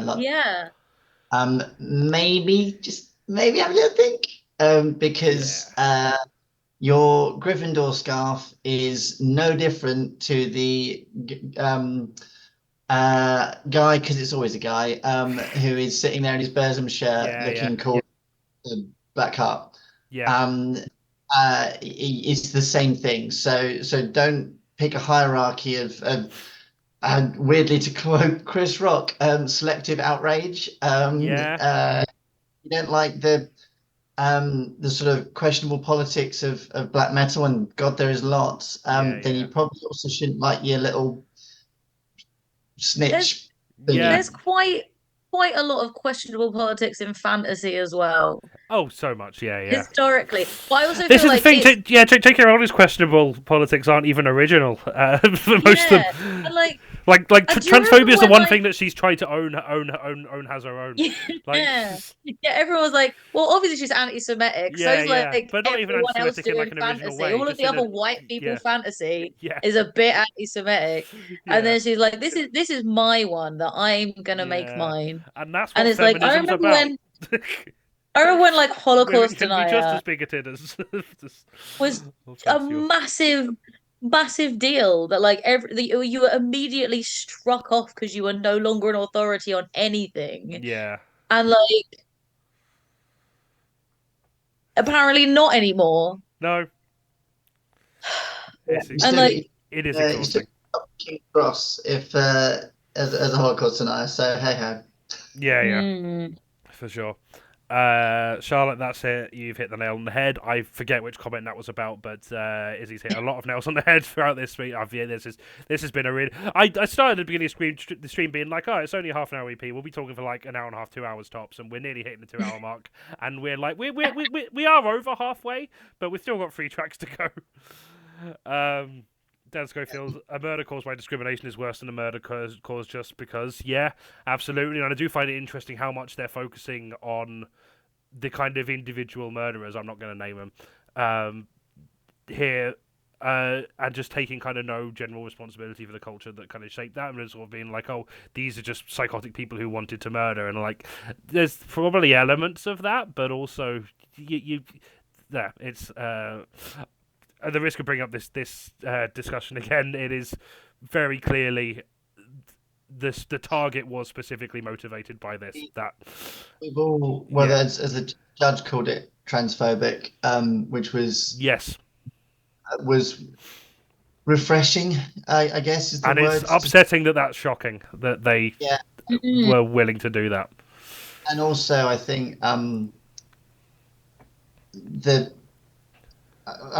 don't want to sort of true crime it, but I read the text messages, because quite frankly, if you're they are horrific, because we're all fucking doom scrolling about it. And you can't read those and tell me that it wasn't transphobic, and yet the police that read them decided that it wasn't for the first half. When have the police ever been wrong about anything? Cool. All right, I think that's all the comments. Hang on, I've got a couple new ones. Anything Harry Potter can absolutely fuck off. Yeah, like when it was first, I was kind of like, even I was kind of like, oh, I'll just enjoy this quietly without buying any new things to enjoying it. But then I was just like, no, it's really not worth it. It just kept going. So yeah, done with it. I've got this dress that's technically a Harry Potter dress, even though none of the branding is clearly Harry Potter, but I know it is, so I just can't wear it. And it's a shame because it's like because it's a really like pride color scheme, and I really like it. But yeah, no, I can't. I just can't wear it now. Sephiroth Sonny saying this can't wear my favorite warm scarf because the color scheme is Harry Potter theme, even though it is that. Yeah, and like it should be that embarrassing. It should be like you were saying, Burzum shirt level embarrassing to be wearing Harry Potter stuff at this point. So just I don't trust anyone who still does that. It's so weird how we've seemingly not as bothered with Holocaust deniers. Yeah. Like I was saying this on someone's post about it the other day. It was like I have known she was like completely off the rails for a while now. Even I had a double take when I saw that. Oh, okay, literally denying an undisputed fact of the Holocaust. Like even I was like, because like it was in like the reply to I don't go on Twitter anymore, but like I saw the screenshots obviously, and it was just kind of like being like so just brazenly sort of accusing someone else of inventing something in a fever dream and being like. No, genuinely, I'm at a point where I'm like, has she never actually read a book? Because like, this is the thing. The exact thing she's denying happened. I remember having to write an essay about at the age of 16 for my GCSEs, right? And then even if that happened to have passed her by, like the Auschwitz Memorial Museum replied to her, and she still. I know, and also like they didn't. Anyone in the comments, like no one in the comments was defending her in terms of no one in the comments disagreed that the thing actually happened. There were people in the comments defending her because they were like, actually, it's good that this happened. But like nobody, literally nobody else is denying that it happened. So something we're talking about. Couldn't even just be like, okay, I was wrong about this. I still stand by my view. I mean, I wish she wouldn't, but like the fact that she even just kind of didn't even like admit that she was wrong about that is really telling, I think. It's an intentional tactic here that I think is worth acknowledging, and we are getting properly away from music, but which is that you create contrast. So if I say something so utterly ridiculous that it is demonstrably not true, by contrast, it makes the other things I'm saying feel more believable and feel more sane. And actually, we're talking about this from the perspective of, isn't it horrifically dumb and ill-informed and everything else? But actually, what she's done is she's made all her other very transphobic comments look less extreme. She shifted there. It's something that you see a lot in the far right. It's the sort of the fight to be more, again going back to black metal, but the fight to be more and more extreme. The fact you get people like Alex Jones who like will just completely shift the goalposts. But so far shift the goalposts of the extreme so far that you don't miss when like the center right is going further and further right, and the kind of middle of the road shit is going with it as well. Yeah, that's a really good point. A couple more. J.K. Rowling's biggest fucking hypocrite anyway. Calls herself Robert Galbraith. Sell a few shit books if no one knows it's just her. Yeah, that's always just kind of weird. I had a slightly awkward conversation with a guest of mine. I saw a small Harry Potter tattoo and realised she was totally covered in Harry Potter tattoos. Oh no. And someone knew, and I was like, oh, yeah, like, I mean, just, the designs aren't even that good. Like, I kind of would have judged you for getting a Harry Potter tattoo even before all this, but especially now. That's ridiculous. Unfortunately, I got my Dark Mark tattoo before I found out all the transphobia. I mean, just cover it with something else. It's fine. Like, there's, It is a good. It is a good opportunity to cover it with something else. All of this Cthulhu is a cover up of nothing offensive, just something very boring. But you can get it's If anything, it's a good opportunity if you're running out of skin tattoo to be like, oh, I can put something new and cool on this. Blackouts look sick. Blackouts. I've seen some very, very cool blackout. Like Machine Gun Kelly has made them lame, but but like fab. Right, let's go back to some of the music. Right, so next track is The Girl That Slept. Have you got anything to say in way of intro to that one, or shall we just crack on with it? let's crack on with it, and I'll sort of talk about it afterwards. Cool. Okay. So the girl that slept, and I'll put the link because we have new people in chat. I'll put the link to buy and stream the EP in there as well. So this is the girl that slept.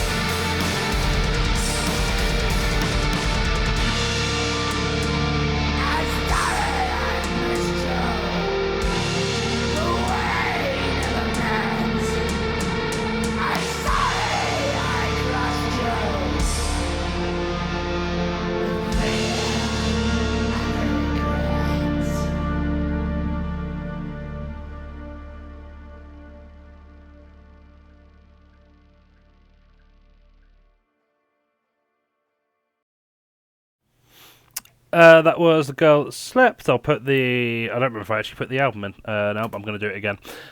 So yeah, just if you're just joining us or you're just new in the chat, this is where you can buy this EP or stream it on all the mainstream platforms. Yeah, I love that one. You've talked about kind of like the use of tremolo picking. Quite a bit on this. I'm an absolute sucker for that sound to the point that when it was one of those things with guitar that I just couldn't get my head around how to do it for ages. Then one day it clicked, and I just used it in everything I tried to write, regardless of whether it was appropriate or not. That and like the kind of galloping one as well. Those are the two techniques. But yeah, particularly just like for creating ambience, I think like tremolo picking's really, and he's used really well in that, in this track here. It's just kind of like a sustained arc of yeah, it's like a sustained arc of sound that kind of takes you on a journey, and yeah, I really like it. This one, like I almost forgot there were lyrics at certain points. It's just the whole instrumental of it and the sound of the vocals just really, yeah, it's kind of dreamlike in a way. I'm feeling about that. Yeah, I really like it. That's I can't call them all my favourite so far, but but they are all strong contenders. This is the therapy session song. Yeah. Yes. Is a lot of the songs on this album are sort of outward looking. They're referencing things that are happening in the world. They're transphobia that comes from without, and this one is very much about and I've spoken to a few trans people about this who've said they've felt similar things, but I don't know how universal it is. The guilt that you feel about not coming out earlier, Yeah, and not giving yourself the childhood you could have had. yeah, You weren't strong enough to do it, and the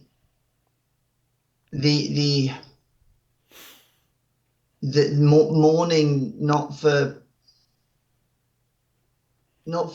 who you used to be, but who you didn't become earlier. yes, And without getting too sort of personal on it, there are lots of moments in my life where I look back and time machine me would go back and go sort yourself out. And for me, it's that reflection of sort of internalized transphobia, not in a I hate my transness or anything like that, but in a I I won't hate acknowledge it. took so long to get the strength up, Yeah, because it's not something you have control over, and it's not something that it's very easy, I think, for some people to say from 2 years old, I knew I was trans. I that's who I was, and it was just like I needed to get on that straight away and be my authentic self. I absolutely buried it for years because of the environment I was in, and going right back to the first track on the album because of everything that you experience. yeah. And for me, the sort of the last bit of that song, the sort of I'm sorry I missed you, that we never met. I'm sorry I crushed you with fear and regret. Is that sort of it's mourning for someone that never got to live. Yeah. And people, a lot of times people, particularly in queer culture, people talk about you spend a lot of your time trying to capture moments that you missed because you were trying to work who you were in the world. Yeah. And I think for me, particularly from a black metal perspective, this isn't about I missed getting to wear an awesome dress to my prom. This is about almost someone that you sort of feel like you've murdered. Mm. Because they didn't get to live because of your action. I'm sure, and that's a very cutthroat black and white way of looking at it, but it is how I think sometimes it can feel like in that sense. So that, yeah, I'd say that's the therapy session song on the EP. But Yeah, it's one where the vocals as well, that's very much vocals done in a dark, sweaty room. yeah. It's getting it all out. No, I like it. It's yeah. The lyrics are incredibly poetic. I really like. Yeah, I really like the whole way you frame that. Excuse me. I feel like it's also like so important that you did take it to Mm, the depth that you did, yeah, because there is a very universal experience of, oh, the choices I would have made if I knew what I knew now, if I had the confidence I had now, if I, if I was yeah, looking back. And I feel like it is particularly important with the message you're trying to channel through this and the experiences you're trying to like share and the feelings you're trying to evoke, that it is not that simple. It is more extreme than that. It's not like, oh, after this video game, I'm going to do another playthrough and I'm going to do these choices differently. It's like I yeah, had one shot. yeah, I had one shot and I spent this much time not doing it the way that I deep down knew I wanted to. Like that is yeah, so much more than, oh, if only I wasn't so like weird and awkward as a teenager. It's yeah, like it's yeah, it's a different experience despite that surface level familiarity of it. yeah. No, definitely. It's certainly, yeah, certainly a feeling I relate to. Although I think in a kind of different way, and I don't think I consciously buried it. I've always kind of spoken about the fact of it just wasn't something that I was ever really kind of. I didn't have the concept to really understand what it was. Like, it's sort of kind of thing that in hindsight, there was probably a bit of bearing it. Like, I think by the time I was a teenager, I was kind of aware vaguely that was a thing. Um, but, like, more, I guess, in denial rather than actively burying it. Um, so I it's, think but definitely. it's definitely yeah, there's definitely a lot I relate to in that, and I think it is just certainly from people I know a very common experience with trans people, and I think you've absolutely because it's a mournful sound, and I've used that with a couple of the tracks, and yeah, it's yeah, the angle you took on it that really comes across. Sorry, carry on. I interrupted you. No, I was just going to say I think there's an interesting element on this where you talked about be consciously bearing something or not. Yeah. I think what I wanted to capture in this is the Mm. fact that not doing it consciously Yeah. can also feel like something that you need to take responsibility for. Yeah. Because you then say, well, why wasn't I self-aware enough? Why wasn't I conscious enough? Why wasn't I Yeah. good enough at understanding myself to then get to that point? So you sort of double down on it wasn't just that I was sort of too weak to You're do something because internalizing that. Yeah. that I wasn't even strong enough to get to that point. And I think that which is just to say fundamentally wrong, Yeah. and absolutely not it how it should be approached. But it is, I think, something that a lot of trans people tend to feel is Yeah. that you blame yourself. Yeah. No, definitely. Um, yeah, I think I've been quite lucky in that I don't think I ever had that. Specifically. Not with this anyway, but I do definitely relate to that feeling, and I know a lot of people who do. And I think I'm in a minority there. And I'm hoping. I think it's. I'm hoping it becomes less common, basically. Because yeah, it's absolutely horrible. Um, and yeah, I think you've really captured that feeling a lot. And yeah, it's incredibly moving as someone who's kind of gone through an experience. And yeah, I do definitely relate to the kind of core. Not emotion, but yeah, the core kind of thing you're expressing there is, I think you've nailed it. Charlotte's just put in the chat, 100% feel that. Couldn't agree more with the sentiment of the girl that slept. I slept for 25 years. Yeah, I imagine this is if we I'm not gonna make people identify themselves, but I imagine a lot of people in the chat will relate to that sentiment. So would you say this song is like a hug to yourself, maybe? Yeah. What would you say to that? I get the impression that's not exactly the vibe, but I can see where she's coming from. Black metal ever a hug? Yeah. It's, Weirdly, a kind of honestly. Yeah. It's I wouldn't have thought that it, either. But then once someone else said it, I was like, I mean, it could be. yeah. it's in a. It's funny you say that actually. Yeah. Or in the chat because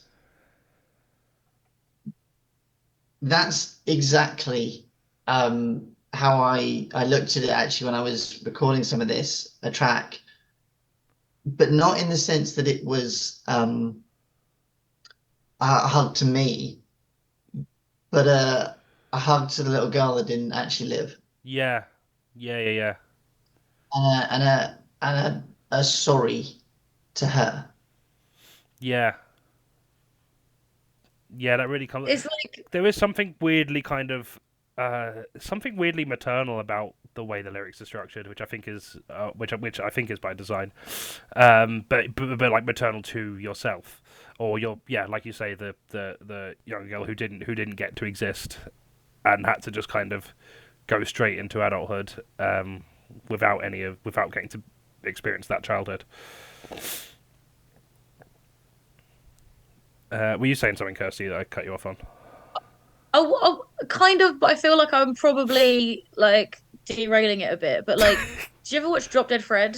Yeah, Like, I haven't for a while. I don't remember much where about she, it, but yeah. so the ending, spoilers, where she goes inside like her own head and Fred takes her there and she like shouts down the abusive mum and shouts down the abusive ex and she like unwraps her childhood self that's like strapped down with duct tape in like the attic of her mind and like gives her childhood self a hug and says you don't have to be afraid anymore. And it's giving her Yeah, permission to go on without needing Fred as a coping mechanism anymore, which is essentially what the film is. It's like, look at this coping mechanism that is your inner child screaming for help. yeah, Like, obviously, that's a very silly film with an ending that makes me cry. But like, that's what I thought of when that comment came through saying, like, giving yourself a hug. Like, the things that in that scene Lizzie had to do to give her childhood self a hug were like hard and difficult and she went through like a lot of shit but at the end like it was that hug where like that was what came to like and it felt like the right analogy mm, as soon as I heard it said even though like I don't think I would have thought listening to that song, this song is a hug song. yeah, Except now that I've heard it said, and like I have other referential things that have taken that journey of connecting with a past self and giving them permission to be like that's what came to yeah, mind. It's the gentlest song on the EP. Yeah. yeah, It might not sound it, but it's the most introspective. mm, It's a yeah, while Killed might be the most outright sort of just fucking depressing yeah, song on. yeah.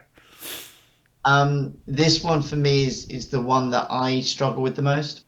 Okay, Because I think to sort of with in the chat, sort of talking about that huggy feeling. Again, just not to get too sort of therapy session about it, but it's a hug that I'm not particularly good at giving. sure. Yeah, yeah, that makes a lot of sense. Yeah, I think it because I mean I maybe I'd be weird for thinking this, but I think black metal, because of it's such kind of a wall of sound, because there's so much ambience to it, it does kind of envelop you in a way that I guess you could describe as a hug, even the ones that aren't necessarily trying to be it. And I do find a weird hug-like comfort in some of the some particular examples from the genre, and I think that definitely is included in that selection. Someone who was reviewing the EP pointed out that the way it's mixed is you can tell that there's not a lot of people in it who all want to hear their individual part over the and I hadn't even considered that, but actually for me, one of the big things in black metal is that is a wall of sound, and that it is everybody's trying to build to a whole rather than look at my virtuosity, look at my amazing bass line, look at my it is that wall of sound overwhelming you. Definitely. I think bass is interesting in particular because that often gets lost in, you can't really pick that out, but if it's not there, you notice. And I think that can be true with a lot of stuff, but I think particularly black metal, yeah. Of course. I think if a song is well composed and constructed, right, sometimes you can only hear a certain part when it fucks up. That's a really interesting point, actually, because one of the only other note I've written about this one is just about how well layered the musical elements were over each other and how well arranged they were. It is all pieced together really well. Really, I guess I don't want to say naturally, but it sounds right. It all fits. It all fits together, and there is no. There is no single element that's striving for your attention. It is a whole. This is the whole experience. Absolutely. I wish you had to Twitch mod reacting to all your comments. Agree with all of them. Yeah, I don't think you can react to comments in chat, but you can reply to them, which is what I usually do with a couple of emotes. Fab. Okay, well, we've waffled on quite a bit. There's 2 more tracks to go. The next one, I really like this next one. This was the one you released as a single ahead of the EP. It's the first one I heard. Do you have any particular words of introduction for this one, or should we just go on with it? If we've gone from introspection, we're about to go fully to the other side. This is pick up a fucking brick time. This is.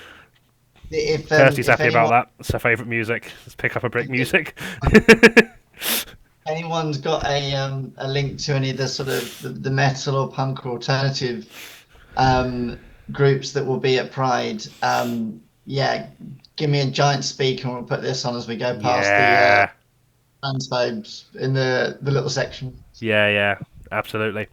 Right, so this is Arise Daughters of Marsha. I love this one. I'm sure you will as well. I'm going to play that now.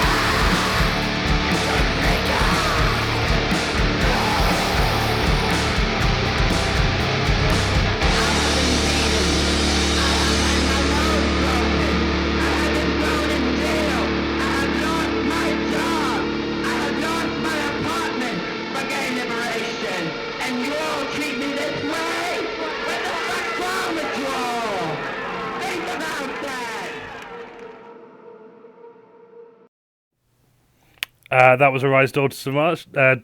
Rise Daughters of Marsha. It looks like, judging by the chat, you already enjoyed that one as much as I did. It's phenomenal. Really enjoy Bethany's comment, who put this in the chat just so I was trying to find a way to phrase this, and you did it much better. I really like how you can feel the marching building at the start and throughout, and the symbols really paints the picture of of hitting brick, throwing bricks, punching through the hate. Yeah, I really like the use of percussion in this one, and particularly that kind of fill towards the end. Yeah, I'm a real sucker for those like building marching drums. Yeah, there's like there's It's a going. right battle cry. Yeah, This yeah, one. yeah. No, There's a definitely. real like military kind Yeah, of sense of urgency about it. there is. Yeah, definitely. Yeah, no, I absolutely love it. It weirdly, and this is a weird comparison, as it's not really metal, but it kind of reminds me of some of the work of the rapper Backwash, who's a trans rapper from somewhere in America. I can't remember specifically where, but incorporates a lot of industrial and I guess some kind of metal elements into her work, and that just kind of channeling kind of both kind of like despair and defiance alongside each other. Maybe less so despair on this particular song, but I think as an EP on the whole, or like is using that kind of musical language to do something that's real. There is a call to arms fundamentally, and yeah, I really love it. It definitely gets my blood pumping, so much so that I needed to nip off to the loo during it, because that's how active I am. But yeah, I fucking adore that one. I think it's also a perfect pick for a single ahead of it, as I think it's the most. I mean, like It's such a mission statement of a song. Yeah, it's a mission statement of a song. It's possibly slightly more accessible, at least to people who already like extreme metal. Like no black metal is truly accessible in that sense. It's not going to get you into the genre if you're not already into it. But I do think it's the one that's kind of just immediately hits you straight away, and you know what it's about. I heard this one first. Yeah. And it was probably the first black metal track I'd listened to conscientiously I think in many fucking years. I think that makes sense for you, though. More of this. Because it does harken back to some of not to some traits of the kind of early black metal that was a lot more rooted in your kind of thrash and a bit punky in some ways. That kind of crossover thrash kind of intersection. And I think that makes a lot more sense that would be the one to kind of hook you into it, as I think it takes a lot of well, certainly of what I know about your music taste. I also have a very, very soft spot for a well-used sample. Yes, same. And this is a masterclass in sampling. I love it. Yeah, no, it's taken a really powerful speech, and used the speech to elevate the music, and used the music to elevate the speech. Yeah, no, I'm a sucker for that. Faintest Idea do it a lot. This is one of the best things that kind of punk and rock has taken from hip hop is definitely this use of sampling in that sense, and I'm really into it, and this song absolutely nails that. I've not let you talk about your own song yet, Izzy. Do you have anything to add to us just gushing? Izzy's gonna run off for a wee while we just talk about how cool she is. This song. What can I say about this song? What I can say about this song is during the writing process for this, Alessandro, the drummer in my previous band, I asked him to come round on this track because I said it just sounds too groovy, and I need to make the drums less groovy, and it's sort of I'm really particularly the chorus, because it was it's just too dancey, and so he sort of came round and sort of tried to remove a little bit, and it's still got it, but it's not got too much in my mind. But this is just this is Pride is a Protest. This is Pride is a Protest. Stonewall. This is that speech. This is, as I said before we started, this is the Pick Up a Fucking Brick song, because we talked about this earlier, but we will lose the ground we have made. Those gains can be undone. And we see it with Roe versus Wade. We see it with the Equalities Act under attack. We see it with effectively with the schools guidance for gender questioning children, of Yeah, bringing bathroom basic bills, yeah, all that. It's, don't tell into the way that Section 28 is brought in. Like there's stuff from the past that is coming back, yeah, and you. Someone asked me recently, and I know a lot of people I think who would answer this in the same way, and possibly some on the stream. Where someone asked me recently, why are you so involved in diversity? And I said, well, I don't have a fucking choice. Like, if I don't fight for my rights, what no kind one. of question is that? Well, it was in at the time, but it was sort of Yeah, why that you push so hard, and I was like, well, because like yeah, I don't have a choice. If I don't, it won't. Like we have to. None of us can rest on our laurels, and we might not be brilliant activists, and we might not be we might not be able to do everything, but we can find the things yeah, that we're good at, put them out. yeah, Um, definitely. and I think it's so important because if we don't, like your rights aren't just They're not there for you guaranteed. Yeah, to fight for them. yeah, yeah, and it is that solidarity of just like kind of finding the different things you can do to work together. With that, I find it interesting when like framing it in that kind of sense about diversity, because you kind of say so weirdly on Facebook I've been getting recommended a lot of weird alt-right gamer groups recently, and now that we're judging close to an election, my conspiracy hat is kind of on because I've been noticing it a lot more, and I deliberately do not interact with that stuff. I hide it as soon as it comes up, so I'm a bit like, okay, why are you pushing this content now? But you always get like the talking points about the kind of like they just see it entirely through a lens of diversity, and it's not like, no, that's just who we are. It's not, we're not doing this for diversity. We're doing this because we want to exist. Like Yeah, this like, lens is and my if own that, eyes. yeah, by existing that creates diversity, but we're not like, the goal isn't diversity. That's just a symptom of having a place where people can be themselves and thrive as themselves. I think there's something worth pointing out on this song actually as we talk about sort of different voices is um I I'm a trans woman, and the gendered language in the title of this song I think is worth bringing up. Mm, It's my experience, yeah, and very conscious of not being trans man exclusionary, not being non-binary exclusionary, sure. and actually we are all in this together. Yeah, Um, and I want to sort of acknowledge that as well, that this is this is my space, yeah. and my actually something that I want to make sure as I hope Mm, as this project moves forward, and we write so much more stuff on it, is to really embrace the other voices that exist within the definitely. queer and trans experience, to ensure that Yeah, yeah. that is there, because it is important. I think if you um uh so someone kind of mentioned Taylor Swift in the chat, so Yeah, I'm gonna a massive pop reference, but the song if you're trans, you've almost certainly heard this song because it's on flipping everything on TikTok, Instagram. But The Village, yeah. um, and the fact that the artist that wrote that released two versions, although you'd argue that's quite binary, but I'll let that slide.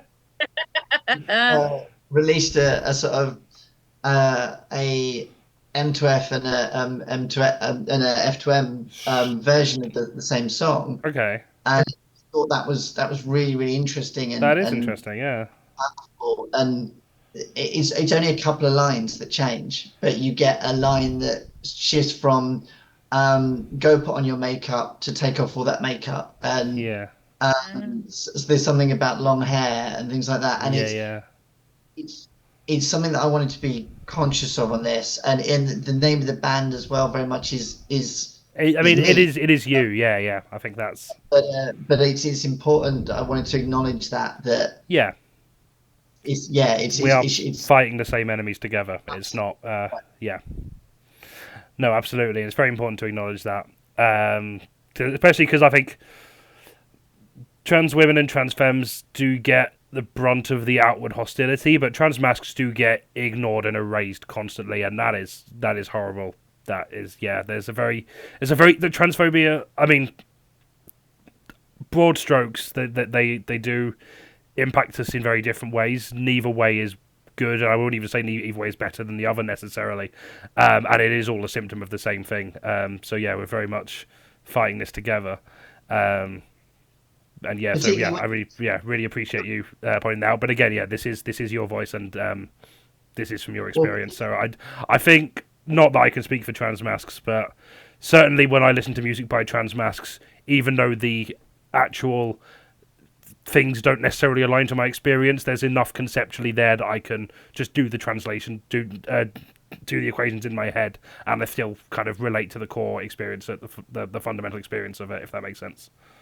I think particularly when you listen to the Sylvia Riviera quote at the end, that if you haven't watched that full speech, go watch that full speech, because by God, is it powerful. And what is often not seen in that is the little bit beforehand, where she's on stage being booed at a pride rally, and rather than let her speak, the organizer puts it to a vote in the crowd and says, "Do you let her speak or not?" And when you listen to what she's saying, and you realize that in a space that should be inclusive, a space that should be like friendly and understanding together, that's her experience. And I think you hear, so I've had my sort of my nose broken for gay liberation. I've lost my apartment. I've lost my job, and yet you treat me this way. Yeah. We are in that same space now. We have not moved on 55 years. The LGB Alliance and all of those horrific spaces, trans-inclusionary, exclusionary, this hasn't gone away. And that song starts with sort of, the battle has not been won. The battle has not been won, and we are still in it. And we do need to push that forward. Yeah, no, definitely. Absolutely powerful stuff. Have a look at that. Mentioning the Taylor Swift comment. This is literally the first ever black metal album I've heard properly. My top Spotify artist is Taylor Swift, and it felt accessible to me. Okay, that's really cool to hear. Music speaks for itself. Is so clear. The picture it paints. I think there's something to be said. I think black metal specifically is a genre that does lend itself to a lot of kind of like solo, self-produced stuff. So you do get a lot of variety in the genre. Because that way it is like there's a lot of self-expression that goes into that, which is one of the many things that I do like about it a lot. But yeah, really glad to hear hear that you've got on board with that. Thanks for joining the stream, Bethany. Safi with Sonia, I can certainly sway in time with this. Yeah, it's got You mentioned as well about the drums being a bit too groovy. I definitely didn't get that impression from the final mix. I really liked them. The drums were kind of driving the force of the song, and I guess like maybe I'd say a bit kind of punky or hardcore at times, but certainly not groovy. And I think that really serves it. That really works in favor of the song, even if it's not necessarily used in the way that it would traditionally be in a lot of black metal. So yeah, I really like how they utilised here. I'd be so interested to hear an early draft of this song that you describe as dancey. Yeah. I kind of get it. Curiosity about the contrast, because I got like a really like military vibe from the drums. Yeah.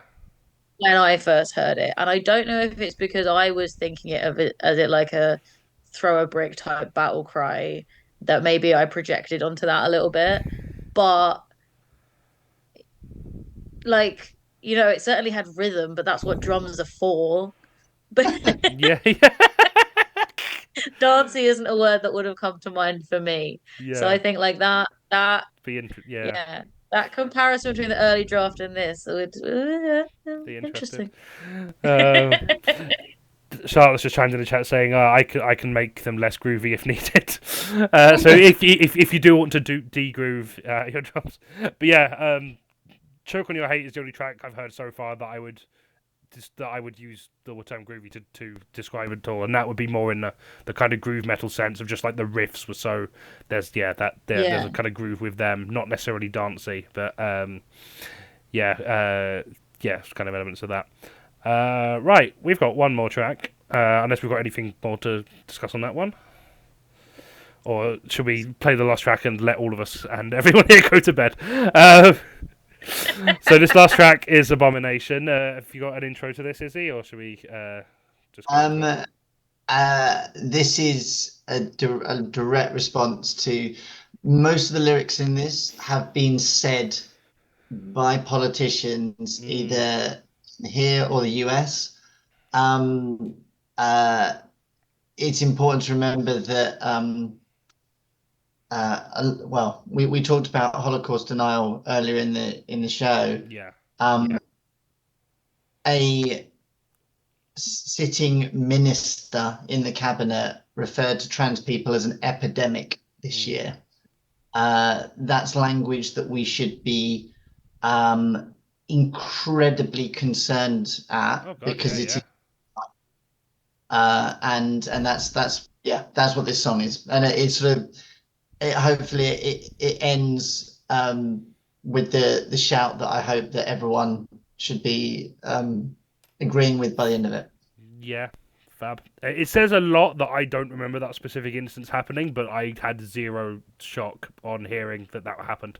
So I didn't realise it was as recently as this year. Yeah, because I remember it happening, but like I think so much has happened since then that I thought it was like a full year ago already. Yeah. Fab. Okay, well, the last track, Abomination, we're going to go into that now, and then we'll chat a bit about it afterwards. And yeah, so here's the final track.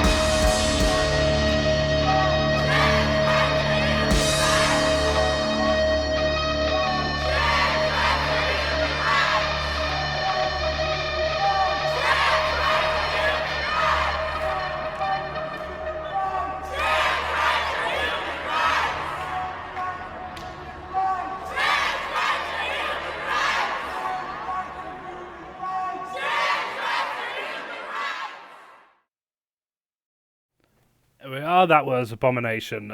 Excellent album closer. I think that kind of combines aspects of everything the album's done so far into a really good send off to the record. Like opens a lot more kind of melodic and soft side of it, and then just goes straight into an onslaught of noise. I really like that. Um, it kind of gave me early Immortal vibes. I don't know if that was just I don't know if that was intentional, but that was that was the vibes I got from it. Also, it's been a while since I've listened to a lot of kind of classic black metal, so and again my options are limited. Immortal, as far as I know, are broadly okay, at least by black metal standards. If I've missed something, do tell me.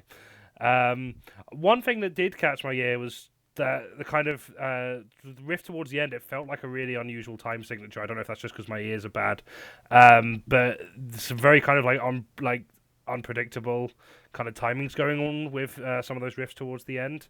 Was that intentional, or am I just? I will clarify. I'm not very well versed in musical theory. I know some basics, but yeah, I definitely noticed something going on there. It's black metal, so there's lots and lots of triplets Yeah. in everything. But the riff at the end actually, where the drums and the sort of the guitars shift, is actually half a bar out from each other. That's So it. Yeah. it's just 4/4, but it gives you this sense um of it's rushing, Yeah. and then against each other, and you don't know who's in the lead, and it's just sort of, and then you've got these pullbacks. So yeah, it's all that sense of confusion, Very really. action packed. Certainly. And yeah, the drums in this one I thought were excellent as well. I like kind of classic, just unrelenting, constant drum beat towards the end. That gives a real kind of sense of urgency. Yeah, I think this was a perfect end to the album. Kirsty, do you have any thoughts or questions on that? I had many of the same thoughts as you, and I also feel like it's another example of excellent sampling, and I feel like that fade out chant Yeah, I just love that. it's that like you are left in absolutely no doubt what the statement of the EP is, as if there ever should have been any question. Like, Yeah, it's all over all of the branding and it's like on on the Bandcamp in the bio and stuff. But just in case you're going into this with your blinkers up so much you can't see through your own eyelashes, there is like no mistaking what this is for. And I think it fits so well with the way that that track goes. Like it doesn't feel like it's being crowbarred in at all. no, It feels like it belongs there and it belongs like here in the zeitgeist and the conversation that, yeah, you know, is being had. yeah. I mean, And yeah, it that importance just resonates. yeah. It did feel like the whole album was leading towards that ending, which I guess it was. But yeah, like that really came across. And like even just on a track level, yeah, it felt perfect ending. Love that a lot. Yeah, I think those are all the immediate comments I have on it. Is there anything we missed that you want to talk about, or any comments you want to kind of respond to there? No. I mean, that one for me is intentionally meant to sort of like, it should feel like it's sort of been put together with a axe and a chainsaw. Yeah, I did feel connected. I sort of, you got the sort of the intro, but then it is just, it shouldn't be a fun listen. It should sort of have this sense of something's just come in and has just sort of smashed down your door. it is And very rough and raw, definitely. this was a track where I didn't want it to feel considered. It was just, and now it's blast beats. Enjoy. Yeah, Yeah. Yeah, see, I just really love listening to that, so I did find that an enjoyable listen, Mhm. but I'm definitely not the barometer for what other people. But yeah, I think you've definitely nailed like the vibe you said you were going for there. Like I say, yeah, the really the cool bit you did with like being just kind of half a step out with drums guitar at the end. That was just absolutely. It was abrasive and unignorable, and I really like that. Sophie Biss has only just put in the chat. I was too into listening to even to that to even type anything. It's gripping. It's a song that you actively listen to, even if you're kind of in the middle of something else. It's not background listening. It's like if it's on, you're paying. Certainly, the first time you listen to it, you're paying all attention to it. Yeah, absolutely. That's absolutely brilliant. I loved it. Any closing thoughts on the record? I'll remind people where they can get it actually. So you can buy this on Bandcamp now, and it's also on all major streaming platforms. So the Bandcamp link, as well as a link tree to where you can find it on all the streaming platforms, is there. Yeah, definitely recommend. Definitely recommend picking up. I mean, like you've heard it here. If you've stuck around this long, you probably are at least intrigued by it, even if you didn't like it. I think it's just a fiver on Bandcamp. So if you have enjoyed it and want to support Izzy and the creation of this, I'd highly recommend picking that up. If that's something you can't afford, let me know. I'll send it to you for free. That is very lovely as well. But good question. Are there any plans for physical media? Potentially in the future. I just need to work out how I go about doing it. Logistics must be Because kind of complicated, yeah. logistics, but also with all of the black metal elements in this, I think it's too easy to do it straight. And the black metal sort of tape demo scene is sort of a big thing, and how can you queerify that, and how can you have fun with it, and how can you sort of use it? So there's definitely something I want to investigate. I mean, and actually saying that, like black metal and I mean, Death Crush by Mayhem released a hot pink vinyl. Like kind of let's not pretend that like black metal hasn't always gone, you know what, sod this black and white stuff. We're going yeah. So definitely something to think about in the future, yeah. And then there's live gigs. There are live gigs booked in. None that I can officially announce yet, but they are booked in and coming over this year. Fab. Are you on socials? Where can people find information about this when they're announced? I mean, Absolutely. we will certainly be boosting this on our channel. So if you're already following us, and I'll remind you to do that as well. But if you want to follow her directly as well, that'd be good to do. Follow Daughter on Instagram, which I think is in the chat. It'll all be announced there. If you like metal in general, the London Metal Coalition, if you are in the UK, 55 bands of everything from black to death to thrash to folk to a border Morris troupe, you name it, it is in there. And there is a social at a Werewolf Brewery this Friday, so come say hi to me. I'll be there.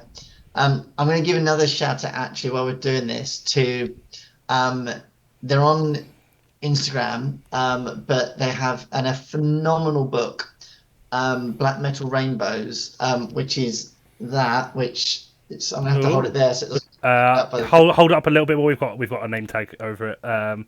Cool, yeah. And it's all shiny and cool. Black Metal Rainbows is a series of essays and artwork about black metal's relationship with queer culture. It is fantastic and an absolute phenomenal read, and has incredible pages like that in it. This just been. I feel like the way it cut out, that gave you just enough of a teaser to be like, well, now I need to see the real thing. It's excellent, and you should read it and actually follow them on Instagram, because they share an awful lot of queer black metal, of which there is surprisingly loads actually. Yeah. I think you mentioned Olivia Newton-John at the Yeah, start. yeah. There is a black metal band called Gaylord. Oh, Gaylord as well. Yeah, yeah, Gaylord. Yeah, Absolutely they completely slipped my mind. I don't know how. I've included them on Blizzard playlist before. Uh, They've got a song called Odin Doesn't Listen to National Socialist Black Metal, You Inbred Alt-Right Shit Heels, yeah, which such a good there, title. Yeah.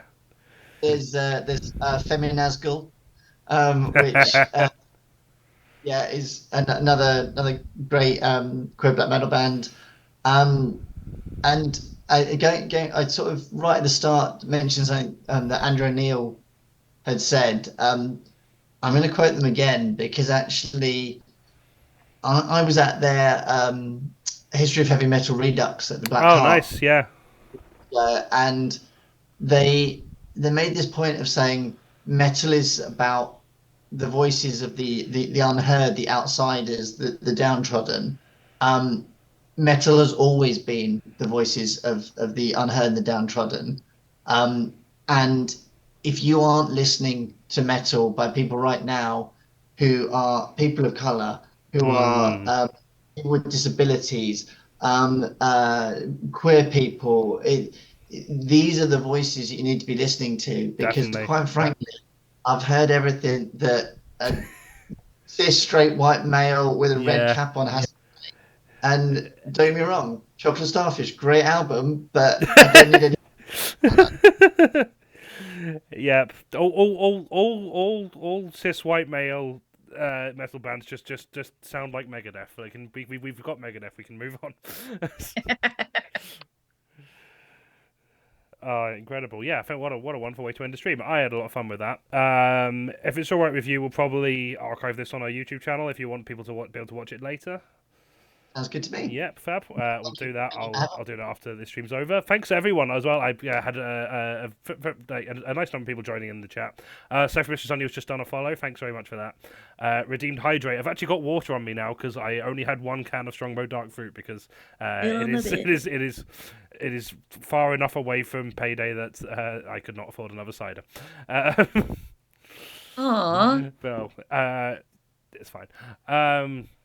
Cool. Yeah, I really enjoyed doing that. We'll probably do some more things like this. In fact, almost certainly We're doing one. do at least one I more. haven't We haven't booked I it in haven't yet. announced it yet. We're doing one next month.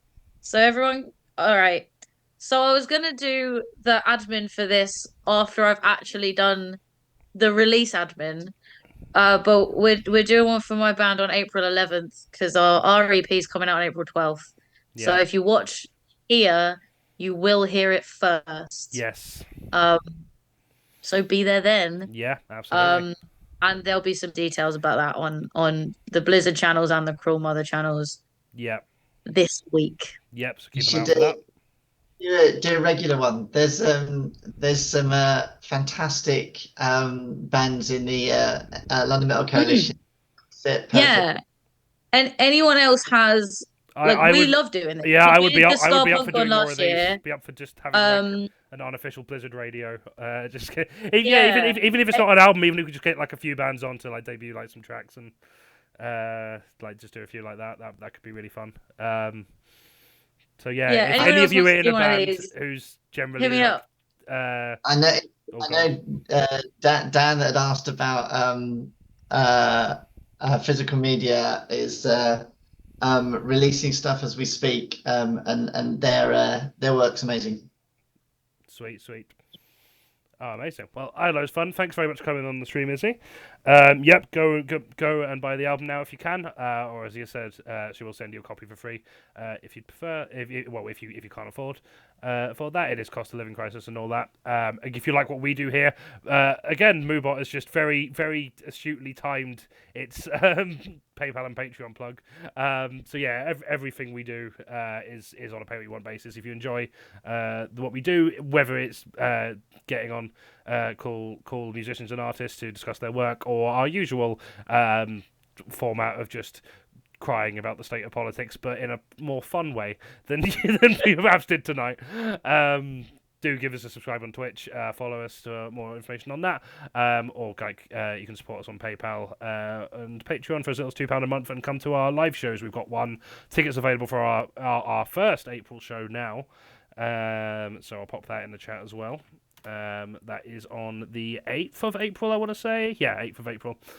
So book your tickets now. They're free to book, but we sold out February. We came close to selling out this time. If all the tickets are booked up, we can't guarantee you entry. So if you want to come, make sure you do book. And yeah, once you're here, you can then pay however much you think it's worth when you get to the venue. Thanks everyone. Have a splendid evening, and I'll see you all later. Bye bye.